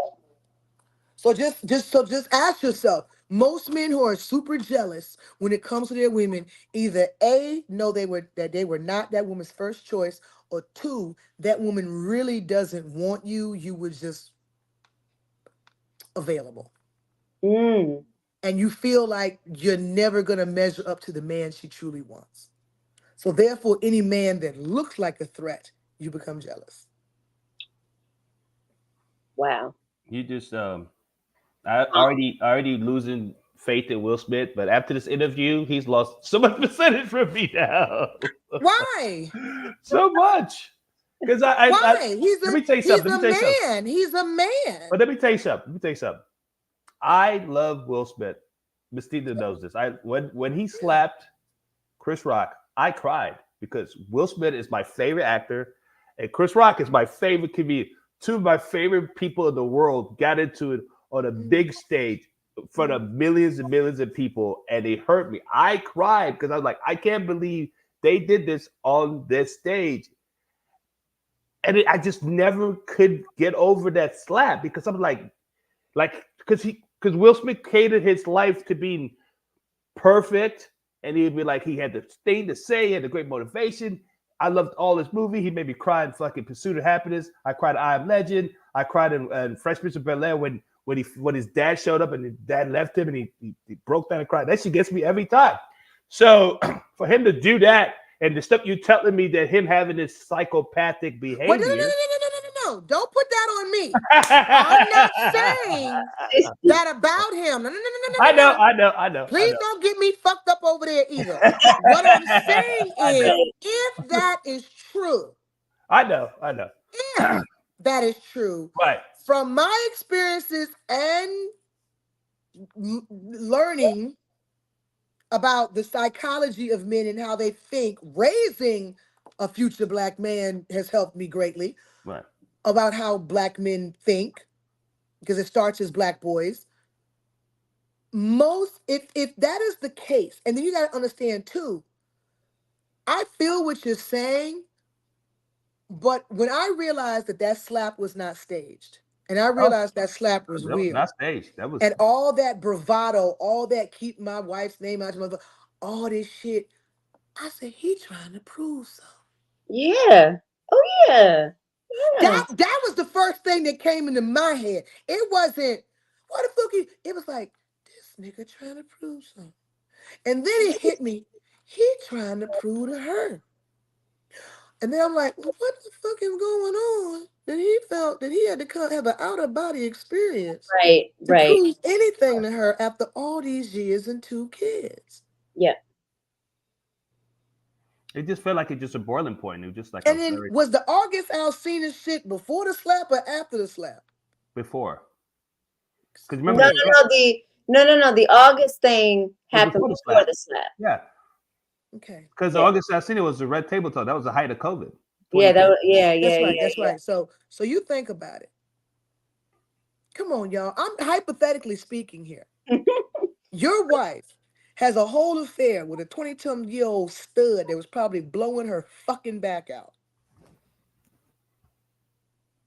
Open or not. That has got to fuck with your ego, man. That's what I'm That's saying. Why is got he to still fuck with with her? your That's why I pride. don't said it So because you think about all this shit. And then, like I said, the first thing that popped in my head when I realized that shit was real, it's like, nigga, what you trying to prove? And then it hit me. Oh, you trying to get your woman back. like it just, you gotta look at the psychology of this shit. yeah, I think that It's marriage is one thing to slap a nigga in the street, but for you to lose all scruples for 38 seconds to walk up on a stage and slap another black man on national TV at the Oscars. Had this been the BET Awards, nobody would have really been talking. But nigga, at the Oscars. Yeah. Oscars, Yeah. do you know how how you got to be looped? You gone at this point. You gone. You done forgot where you at. You done forgot what you wearing. You done forgot who you sitting around. You done forgot them Oscars you got. You done snapped out. So you gotta understand that was some boiling shit. Boiling, honey. That was, and that was his way. He was trying to prove some shit. But the thing is, it was like an outer body experience. Cause you gotta think about it. When was it Denzel that grabbed him and tried to talk to him? Denzel grabbed him. When they brought this nigga back to reality, he broke down because he realized he had snapped. He broke. Yeah, he broke. He broke because he realized that was his body that went Yeah. on that stage. That was his hand. Yeah. That was his voice screaming the words. But trust me, that nigga was having a whole out of body experience. He snapped. Yeah. He snapped. And what took him there? Could it have been that he read a transcript of her book and saw what she was about to say? You don't know. Nobody knows the backstory. That's why I don't judge anybody, and I don't try to assume anything. I just come from a place of trying to look at both sides of the Well, coin. you gotta remember, Chris Rock allegedly, according to Jada's book, Chris Rock tried to hit on her. When he found out when they had a little break, she said that Chris Rock reached out to try to figure out if she was single and all that stuff. So there's a whole bunch of stuff that had in the background. So I didn't even know that till after Jada came with the tell-all book. All So I'm saying is I have been saying this from day one. I'm gonna continue to say it. Give that man a little grace and mercy. Because you don't know what the fuck he was dealing with. And you don't know, and give her a little grace and mercy. Because Yeah. you don't know what the fuck has caused her to have this reaction. You went out there, your nigga was down, honey. He was down. This nigga on submarines contemplating life and shit. And you said, well, I'm gonna go ahead and throw a brick on this bitch and see how much further it can go down. That was reactionary. That shit might have been in my book, but that wouldn't have been what I harped on. Mm. I would have talked about it and let you know, yeah, that shit's in there, but you're gonna have to get the book to find the true scoop. I wouldn't have been up there having. I'm telling you, that shit was reactionary. We don't know what he did to her, but every move she made was calculated. That was reactionary to something. Mm. Because yeah. you know, we still a family. I still love him. Blah blah blah. But you won't protect him right now, especially when he needs protection from you. Mm. Right now, you going for the throat. And It's it's just my so truth. It's my confusing. truth. Yeah, it's your truth. But you got 14 other chapters in that fucking book. You had to harp on that She did that on Today Show. She did that on Today Morning Show. She went to the nuclear bomb and one, dropped baby. that shit. Baby, when I tell you, she went on a, you know, come on, girl, fuck them. Come on, girl, fuck them. She went on the whole fuck them tour. That was the fuck 'em. But but most women don't go there unless it's reactionary. Unless, There had yeah. to be an action to cause that reaction. Mm, Unless you just a crazy ass broad that just wake up crazy as cat shit. It usually takes an action for you to have a crazy reaction. Right. it's true. I So just we think don't know. And we both of don't them know are what crazy. goes on inside that house. And it ain't none of my business. All I'm saying is I'm trying to get grace and mercy on both sides, child. And there you have it, right there. All right, Coco, we have finished you for 2 hours. I know. I'm like, damn, they holding me hostage. This I shit supposed to know. be out. I know. You're She's so ready good. to go to bed. She had her pajamas on I like know. hours ago. No, sorry. Because right now it's 11 o'clock your time right now. So we're Mhm. gonna let you go, Coco. Is there anything you want to say? You want to plug anything for us? Let you. Oh, Hey, our viewers if you follow you guys and are all that good listening stuff. and you're in the St. Louis area, come see me tomorrow at Helium with Guy Tori and Damon Williams for the Fat Tuesdays. It's the kickoff of the Fat Tuesday comedy tour, so make sure y'all come check that out at Helium Comedy Club in St. Louis. You guys can check me out always on reruns of 911 because that's where I'll be. Um, they're everywhere. Make sure you check out, Amazon Prime and Apple TV, and check me out on my Famous Enough 1 hour special, and also Big Door Prize. And if you guys are into it, Netflix, Never Have I Ever. And if you're into Christmas movies, check out Christmas Party Crashers on BET Plus, Sir Charles Christmas on Tubi, and A Cupid for Christmas on Hallmark. And yeah, and just check me out. Make sure you see where I am. And the Hey Auntie tour, we coming to you full effect Cleveland on New Year's Eve. We're launching the Hey Auntie tour, honey. It's gonna be a little something different, honey. Not only we taking jokes, but Auntie gonna be helping you solve some problems. Cause honey, let me tell you something. Too much wisdom. I gotta get it out my system. Ask me what you want. So holla. Okay. And follow me, Coca Brown. Please don't forget that A. COCOA Brown. Please don't forget that A. Don't forget that. A. Yes. When do you come back to Houston? You got a date for Houston or no? I do not. I don't know what it is, man. I used to stay in Houston, doing shows, but I haven't That's been what I'm back to saying. I'm Houston. like, we need to see you in Houston. Well, ask the Improv why they won't book my black ass. Last time they brought me on a Wednesday night and tried to make me compete against Dave Chappelle. I can do No. I can do many things through Christ Jesus that strengthens me, but compete But against Dave Dave Chappelle ain't Chappelle. one of them. I can't bite it. Oh Yeah, my they brought me in. They brought me in and had me trying to compete with Dave Chappelle, and they had the nerve to say, "Well, she's not a draw." Nigga, Beyonce would have struggled. God. That was fresh.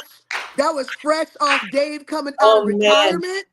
That was fresh. Remember when Wow. Dave went like Yeah, MIA I remember that. and he came back out? That was fresh off him coming back out.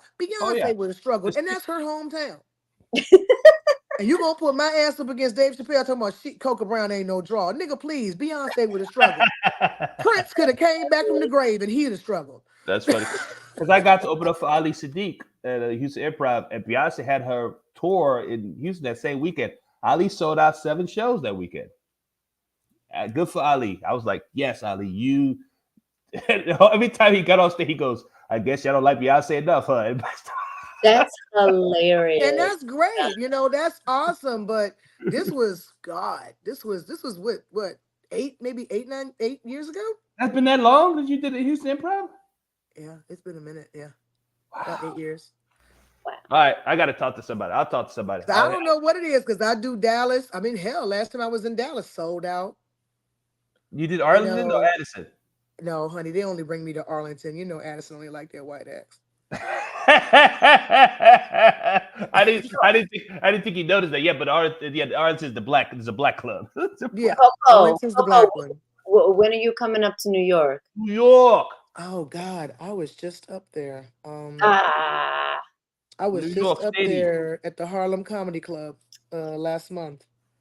Oh, Uh I don't have anything right now, but I know Rob Stapleton's probably gonna call me soon to do salsa. He brings me to do salsa in the Bronx at least 4 times a year. And he tried to get me to Really? come up. He tried to get me to come up for Halloween, but I was already booked. So yeah. There you go. Oh, okay. Hmm. Yeah. Well, when you And come I'll to be Houston, coming up to do some dates at the cellar too, but I just got to get those dates straight for Oh, next year. sweet. Yeah. okay, So I'll Coco, let you you know know when I'm in the cellar. when you come to Houston, I gotta open up for you. You know that, right? I gotta open up. That's fine, baby. Just get me there. If you get me there, you can open like a motherfucker. You can host stand feature, get both checks. I'm serious. I'm gonna. You know what? I'm not gonna say what I need to say, but I could get you on the big stage, but it's not gonna be Houston Improv. It'll be somewhere else. We'll talk. We'll talk. We'll talk. Okay.